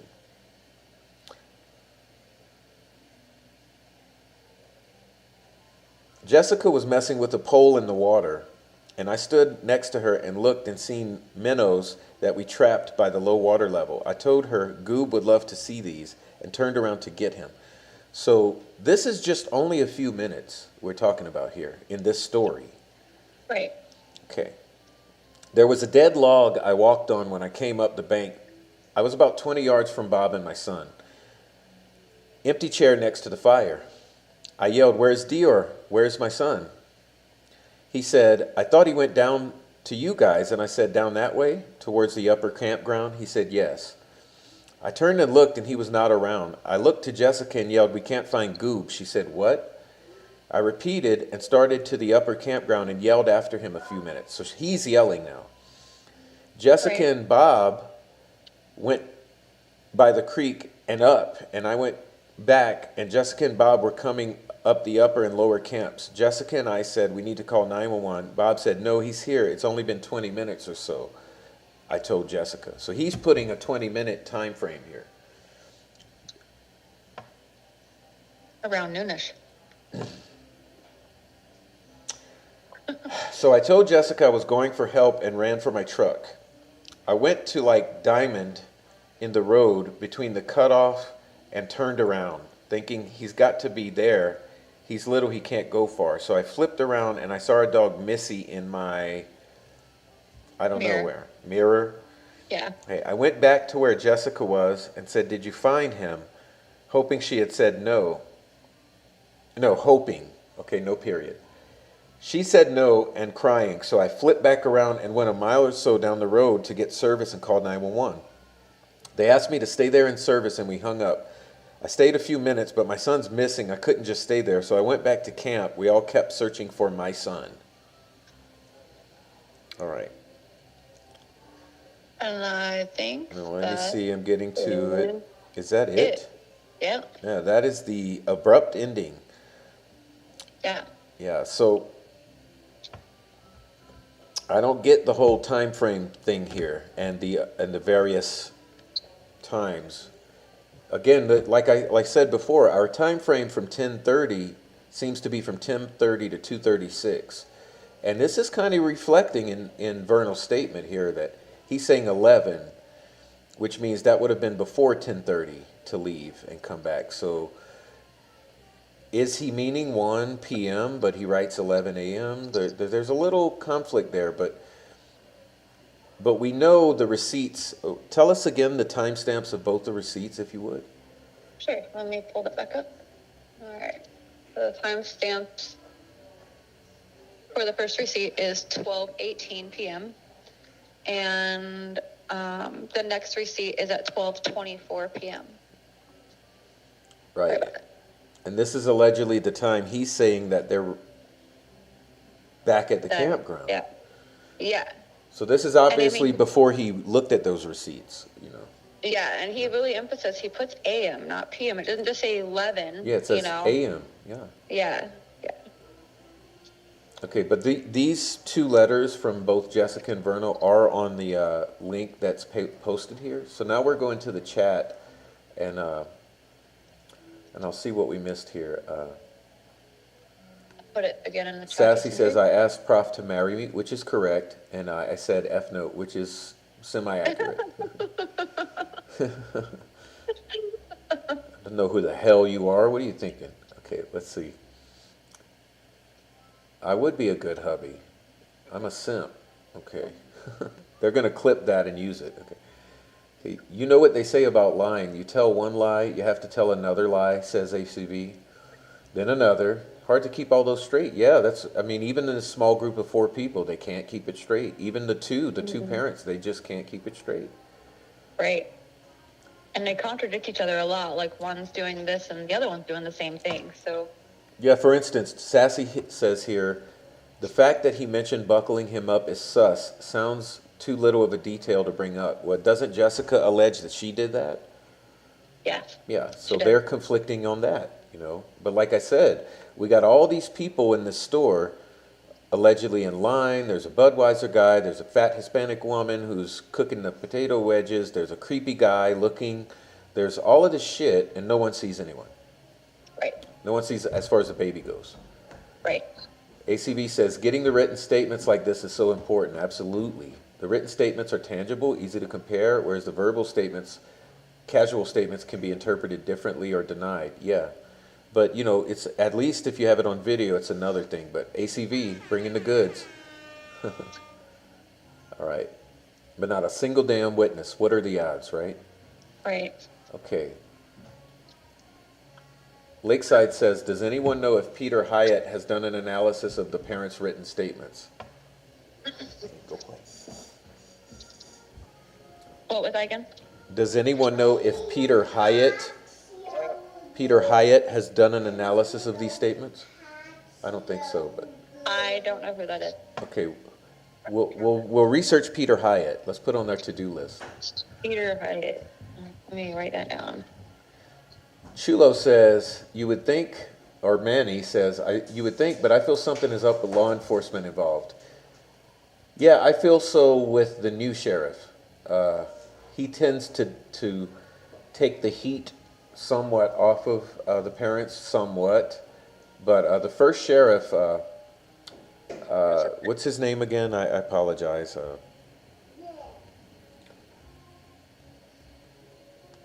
Callie, what's the sheriff's name?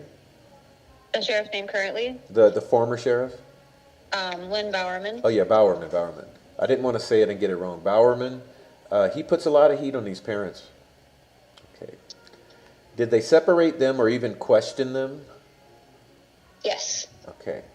But they did not rope off the crime scene. Okay, so No. the crime scene was completely trampled. The campground was completely trampled.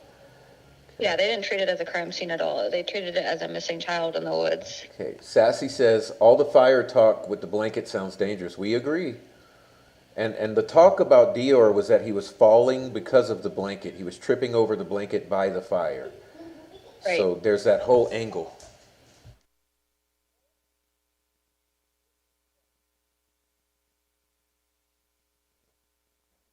Okay.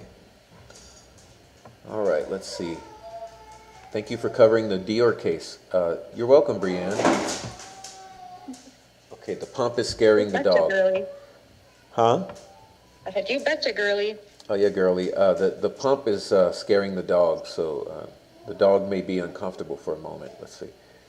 That's my dogs too. Manny says, to add to all of this, I'm very disappointed with the sheriff not wanting to help when they have done this crap, when they haven't done crap in the last 8 years. Yeah, because we'll get into in a future time the sheriff.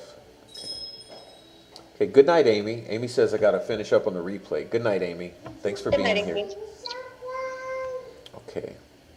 Yeah, buckling the baby in and both of them dealing with the car seat and watching DeOrr when one is in the store. This whole story about the store, it's absolutely insane when you compare It's them. just a double down. That's what it is. Like one story, and they both pick it at the same time. Unfortunately, yeah, accidentally. Yeah, Libra Scale says, I have a friend who is in direct contact to Peter Hyatt. Oh, well, maybe let's get with him. But thank you so much, Yeah. Libra Scales. Email me. That face makes my heart swell. Yeah, me too. He's being naughty with the dog right now. He's intimidating the dog with the air pump, his second favorite toy. Okay. Yeah, and that's where we're getting at, Nobody. There could be something to the falling stories. Okay, there could be something, because Jessica even puts herself falling. So there's something with the falling stories, possibly. It's an anomaly here. But it could be innocent. All right. Brianna says she's pretty sure Peter has. So Has maybe, he? yeah, maybe you and Brianna will catch up on that story. But Yeah, we'll do that. I feel like maybe an accident happened, says GP, and then they all freaked out and nobody kept their story straight. They have to sit and reassure each other. Yeah, that's where we're all seeming to be leaning, GP. Although the Sheriff Bowerman did hint that it's possibility of a homicide and that the baby was never, Sheriff Bowerman said, literally, he's not sure the baby was ever there and that it could be a homicide. Okay. Yeah, homicide, because they're not coming forward with any other truth of some sort. Okay. Manny says, Callie, do you have any info of them being in the KJ convenience store on Broadway in Idaho Falls prior to leaving to go camping? Yeah. I think that's a spot where they, hold on 1 second, sorry. I believe that's where they either got a snack or they filled up their tires. Okay. Libra Scale says, who's the guest? I've been out of the loop. Yeah, we know you've been missing. This is Callie from justiceforbabyDeOrr.com. She's a wonderful advocate for Baby DeOrr, and her website is an incredible resource, and it's posted in the chat, so please feel free to visit her. And you can send her messages personally there. I know she'd love to hear from you.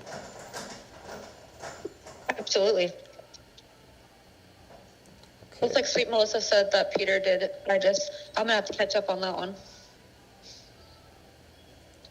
Okay, so the fire and the blanket, the tripping, then the truck with the tire with the blood, and the water and the lies. If he was caught on fire, maybe put in water.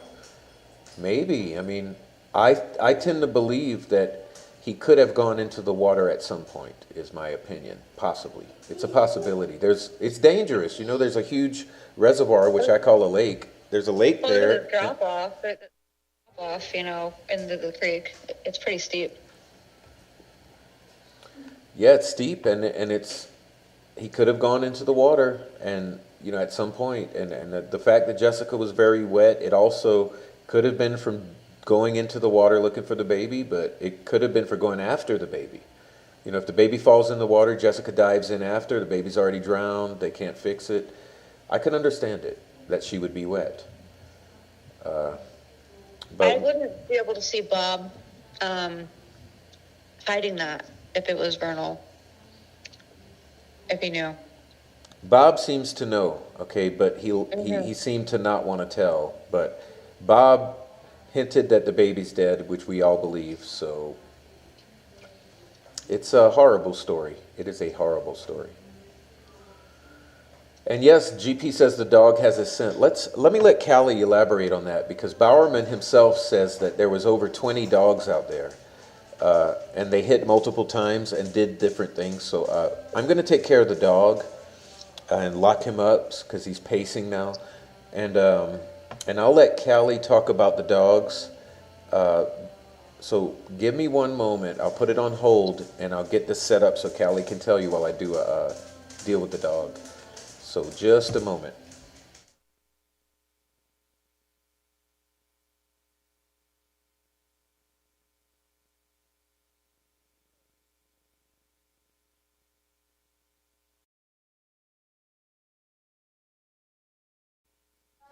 Okay, Callie, you're good to tell the story.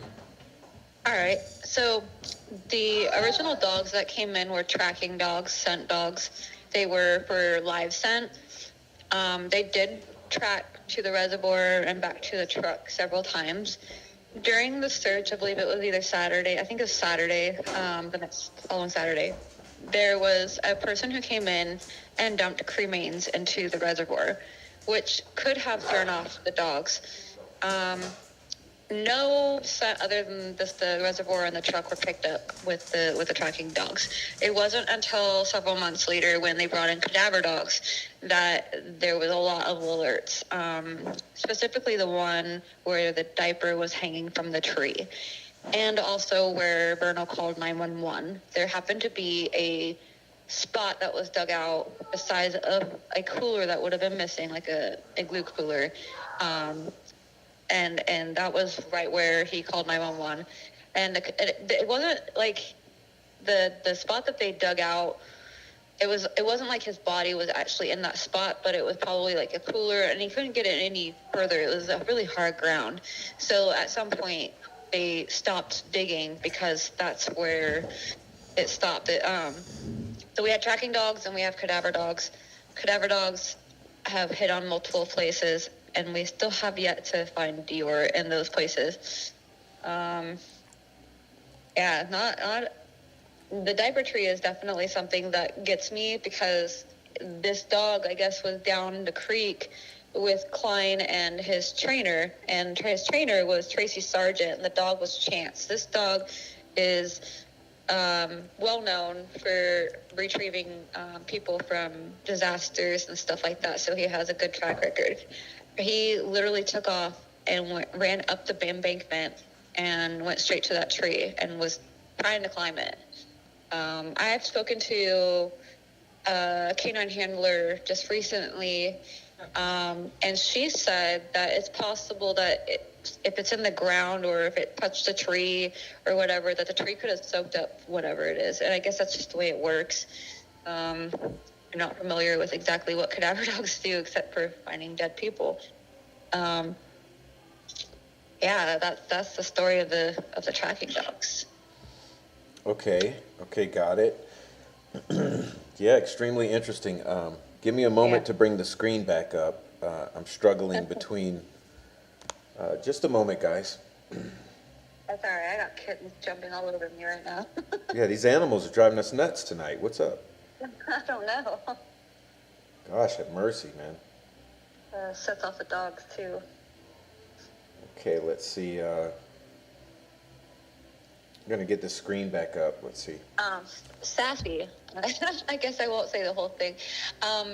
They have told on each other, but they haven't come clean to 100%. They have pointed fingers at each other. And then later they come back and then they get cover for each other and say, no, each of us couldn't have done it. We were together the whole time. So they keep going back and forth, contradicting themselves, whether that partner is guilty or not guilty. Okay, GP says, any bears in the area? Yes, but that's been ruled out, but I'll let Callie chime in on that. Yeah, I talked to Sheriff Penner about that. I think it was last year and a half. Yeah, there was bears in the area. They were seen in the area. And they have checked the wolf dens, they have checked the bear dens, and they have also checked eagle nests. And they do not believe that DeOrr was taken by an animal, because there would have been blood. There would have been a shoe left off, because he was wearing boots 3 sizes too big, and he could barely walk in them. He was always falling down, according to Jessica and Vernal. The boot story, the boots. Yeah, he was wobbly. So something would have came off of his feet. There would have been blood. There would have been, a drip of blood. That would have gotten a cadaver dog. There would have been signs of animal attack, period. I mean, it's in the middle of the forest, so of course there's animals. Of course. But there's, like Bowerman said, there's absolutely zero chance, no animal attack, because, Bowerman was very passionate, okay? Anthony says, I just can't get past if it was an accident, bury him, and cover it up would be tough for any mother. Yeah, I think she's devastated. I mean, I am aware that she has told several people that she was scared of Vernal. How scared, I'm not exactly sure, but she was scared enough to probably go along with whatever. Yeah, Sassy says, if I was going to say if the grandfather did it or Isaac, parents would have told. Absolutely. Mm-hmm. And she says, are the parents still together today? No. Yeah, no, they were already in a point of separation, but they immediately separated, and Jessica immediately got into a marriage. Yeah. So, so nobody says the digging is a red flag. I didn't see digging mentioned prior, but someone might have mentioned digging. But yeah, there's some Yeah. digging, and there's a Digging. shovel there. So, Yeah. do we want to talk about the impression of the cooler and the various allegations about how many coolers we had, and there was Well, digging in the cooler? Jessica says that she was packing the coolers. She made sure in her statement to mention that she was packing more than one, so they had more than one up there. Isaac had his own. I did mention the cooler in the spot over where the 911 call was being made by the father. There is a spot literally that's the shape of the cooler. He was trying to bury the cooler, and apparently it didn't work. And that's my opinion, so I can't say for fact that he was burying a cooler. Let's wait. Back up, Callie. I know you talk fast for me. I know, I do. Let's start over with that, because that right there, it bothers me. So let's describe that again about the coolers and about the impression of the cooler and all of that with Vernal.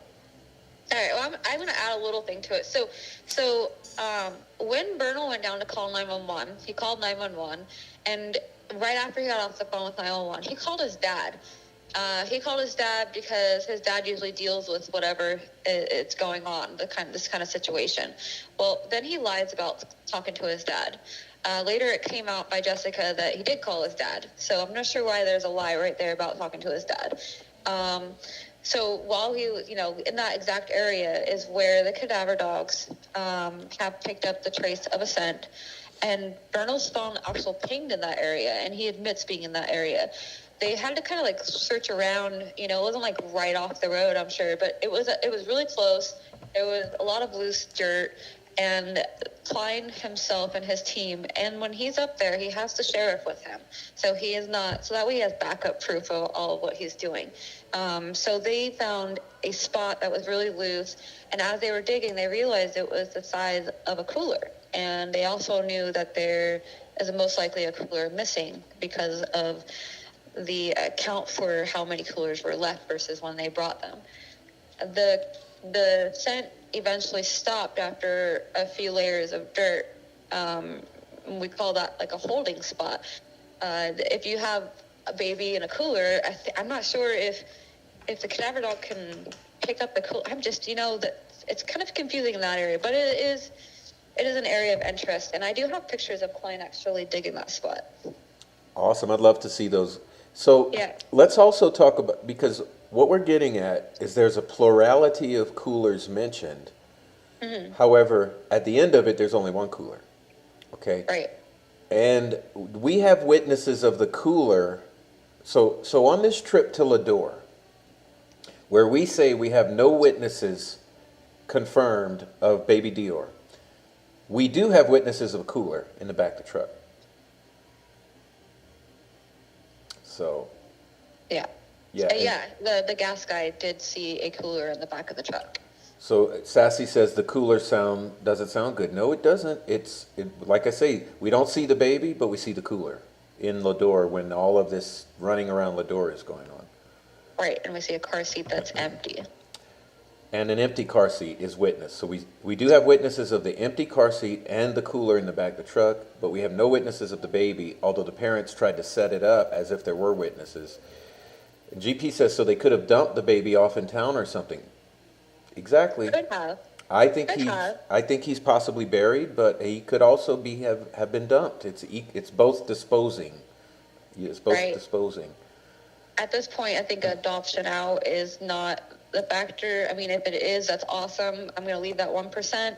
But you see the parents in ways of grieving. Yes, they're guilty in my opinion, but you can see the grief in them and their sadness. So they wouldn't do that if they gave their child away. No, I don't think they gave him away. I think that's a distraction. No. Now say, so Sassy says, and in a town, no one ever found a cooler. Well, that's what I was upset about. I don't think there were any dumpsters searched within the town of Lador or between the campground and Lador. I think No. that we failed because they were believing it was a missing case. They failed to search for evidence in the early days. Right. And the trash was picked up on And the Tuesdays and trash was picked Fridays. up and dumped, yeah. Yeah. So Manny says, Callie, what did the GPA say? That's the grandpa in a statement. So did grandpa make a written statement or a video statement He made a video statement. to Klein, correct? You know. Yeah. And he says a lot of stuff. He says that, like what's done is done. He says when was the funeral to Trina in a personal, like her personal conversation. And he also says that when he goes in there that there's going to be 4 different stories. So he admits that. Mm-hmm. He admits that he was trying to take a nap. He does not remember being asked to watch DeOrr. Just so many things. It's like Grandpa went up there to do his thing, and all this stuff is happening. He's in the around middle him of while this. he's napping. Yeah, same with Isaac, I believe. Yeah. Manny also adds, he thinks, was there a statement from Grandpa to the effect of they can always have another baby? Yes. And what else about the baby having a funeral and Yeah. give us some of the highlights of Grandpa's few I know this is one, but we got a few anomalies from Grandpa. Yeah, Grandpa he literally says that the investigator is going to get 4 different stories. I mean, that's kind of telling right there. And he also says, what's done is done. When is the funeral? You can always have another baby. They can always have another baby. He had peed the chair when he was getting really drilled into. He also says the word accident, and he doesn't want to take anything to his grave. And, there's just a lot of, it seems like Isaac, almost. It's like Isaac and Grandpa say kind of the same things, except Isaac just leans on accident, and he doesn't say incriminating things like what's done is done. But Grandpa also hints at accident, but then he says all this other weird shit, and he does this weird duping delight laughter shit in the one. Yeah, he's a very maniacal kind of guy. It is odd. It's almost like he figured it out or does know, and he's just staying quiet, and that's his job. And he's an old man. He's really old, and I think he knew his time was limited. And like Kay West says, what's done is an admission and normalization of whatever was done, and also a resignation. Like, you can't bring him back. What's done is done. Let's bury him. Right. And for Manny, he says, to add to all this, I'm disappointed with the sheriff not wanting to help when they haven't done crap in the last 8 years. Why? Okay, so here's the thing about, and I don't like to talk about the sheriff. However, Sheriff Penner, when I talked to him, I have gotten the Cold Case Foundation involved. I have gotten Trina to call them and invite them in. They have their foot in the door for the last 2.5 years. They have not been utilized. We've had NecroSearch that was offering to come in and do their services for free, and all they had to do was just be invited. The sheriff didn't want that. And I also have EchoSearch that's willing to come in and do that, and he still doesn't want that. Right now, the Cold Case Foundation is still involved, but they're not being utilized. I asked him why, because there are extra boots, extra dogs. Sheriff Penner is a really good guy. He really, he comes off really, really like just a caring guy.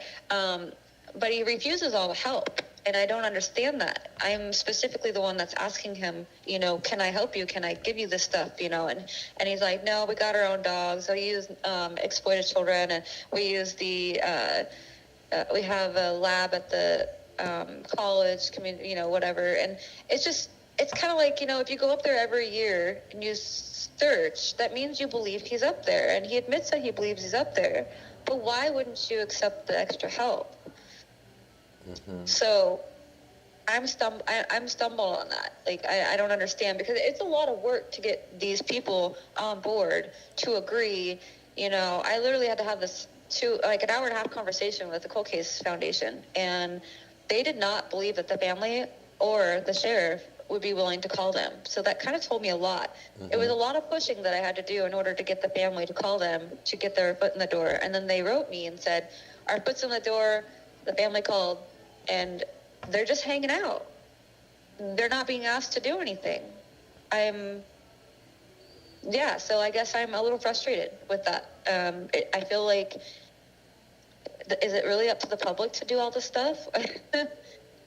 Okay, nobody says, I don't understand why they would not want help unless they believe they are doing what is already needed. Yeah, so I'm thinking they don't want to look certain, they don't want to focus, I think, on certain things, but it seems completely different to what Sheriff Bowerman was focused on. Yeah. So there's this disconnect between the first and second sheriff in this case. Somewhat, it appears to be. All right, Sassy, tell you what, we'll kind of start to head towards a close, but let's focus on Sassy's statement because I know you can address this, Callie. Do we know if they planned the trip and how long before? Well, we covered that in the previous show, but I'll let Callie do a quick recap of this question to answer it. Well, I know Vernal planned to go camping in Idaho Falls earlier that week with the daycare because the daycare worker was somebody that he knew, and they had this really long conversation about it. And so that was supposed to take place. When it was Wednesday, supposedly, that Jessica was asked to go camping and take care of her grandpa because Trina, the grandmother, didn't know Isaac very well and wanted to make sure that grandpa was okay. However, grandpa and Isaac have always done their own thing. So it goes from one whole week to right away on Wednesday. And that's just 2 days. That's a day before they have to go. So it's a last minute, or it's a week ahead in advance, or it's camping in Idaho Falls. So it's kind of all over the place. It's a matter of which person you want to believe. Mm-hmm. Yep. Well, yeah, everyone in the chat, I want to thank you so much for participating. Please hit the like if you haven't already, and everyone, please chime in with the thanks for Callie again. Please tell Callie thank you for joining and adding and advocating for baby DeOrr. So we'll tell Callie thank you and good night, and put your closing thoughts in the chat, and we'll be closing it out. So yeah, and if you put anything in the comments later, I'll do my best to go through them and answer them. Exactly. Thank you so much, Callie, for keeping up with that. Thank you for letting us have this spot on your channel to bring this awareness out. Oh, yeah, we're going to have a lot more, too. It ain't over. It ain't even close to over. Yeah, we're not done. Thank you so much, Callie. Says nobody. Manny says thanks, Callie. Yeah. So everyone, if you have a closing thought, drop it and tell Callie good night, and leave your closing thought, and we'll shut it on down. Thank you. I appreciate it, everybody. And Kiwi says, thanks for supporting her, Prof. Of course. We all have the same goal, okay? All right.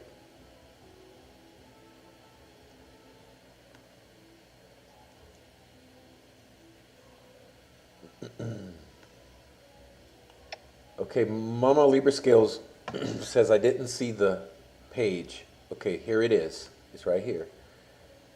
That's your page, Mama Libra Scales. All right, thank you, Carol. Carol's been lurking. I saw you early in the show, and now you're back. So thanks, Carol, for sticking it out and watching. And thank you to all my friends that joined in here that I've known previous to this channel. It means a lot. You guys have been my whole support. Thank you, guys. Callie's group, Brianne, Manny, thanks all you guys for coming in. I know I'm missing a few. It's all new names to me, but ladies and Manny, thank you all for jumping in and supporting Callie as well. Okay. Okay, and we will reconnect, guys. So it won't be tomorrow, but definitely in the next few days, we will reconnect with Callie and do another one. And Yay! I look forward to it. me too. And thank you all for joining. Everyone's still saying good night, so I'll let them say good night, and and yes, Manny, I'll leave it at this one. We'll stop with this one. Oh yeah, Kiwi is who I was mentioning. Kiwi, thank you so much, Kiwi, for joining in as well. Manny And says, sweet Melissa.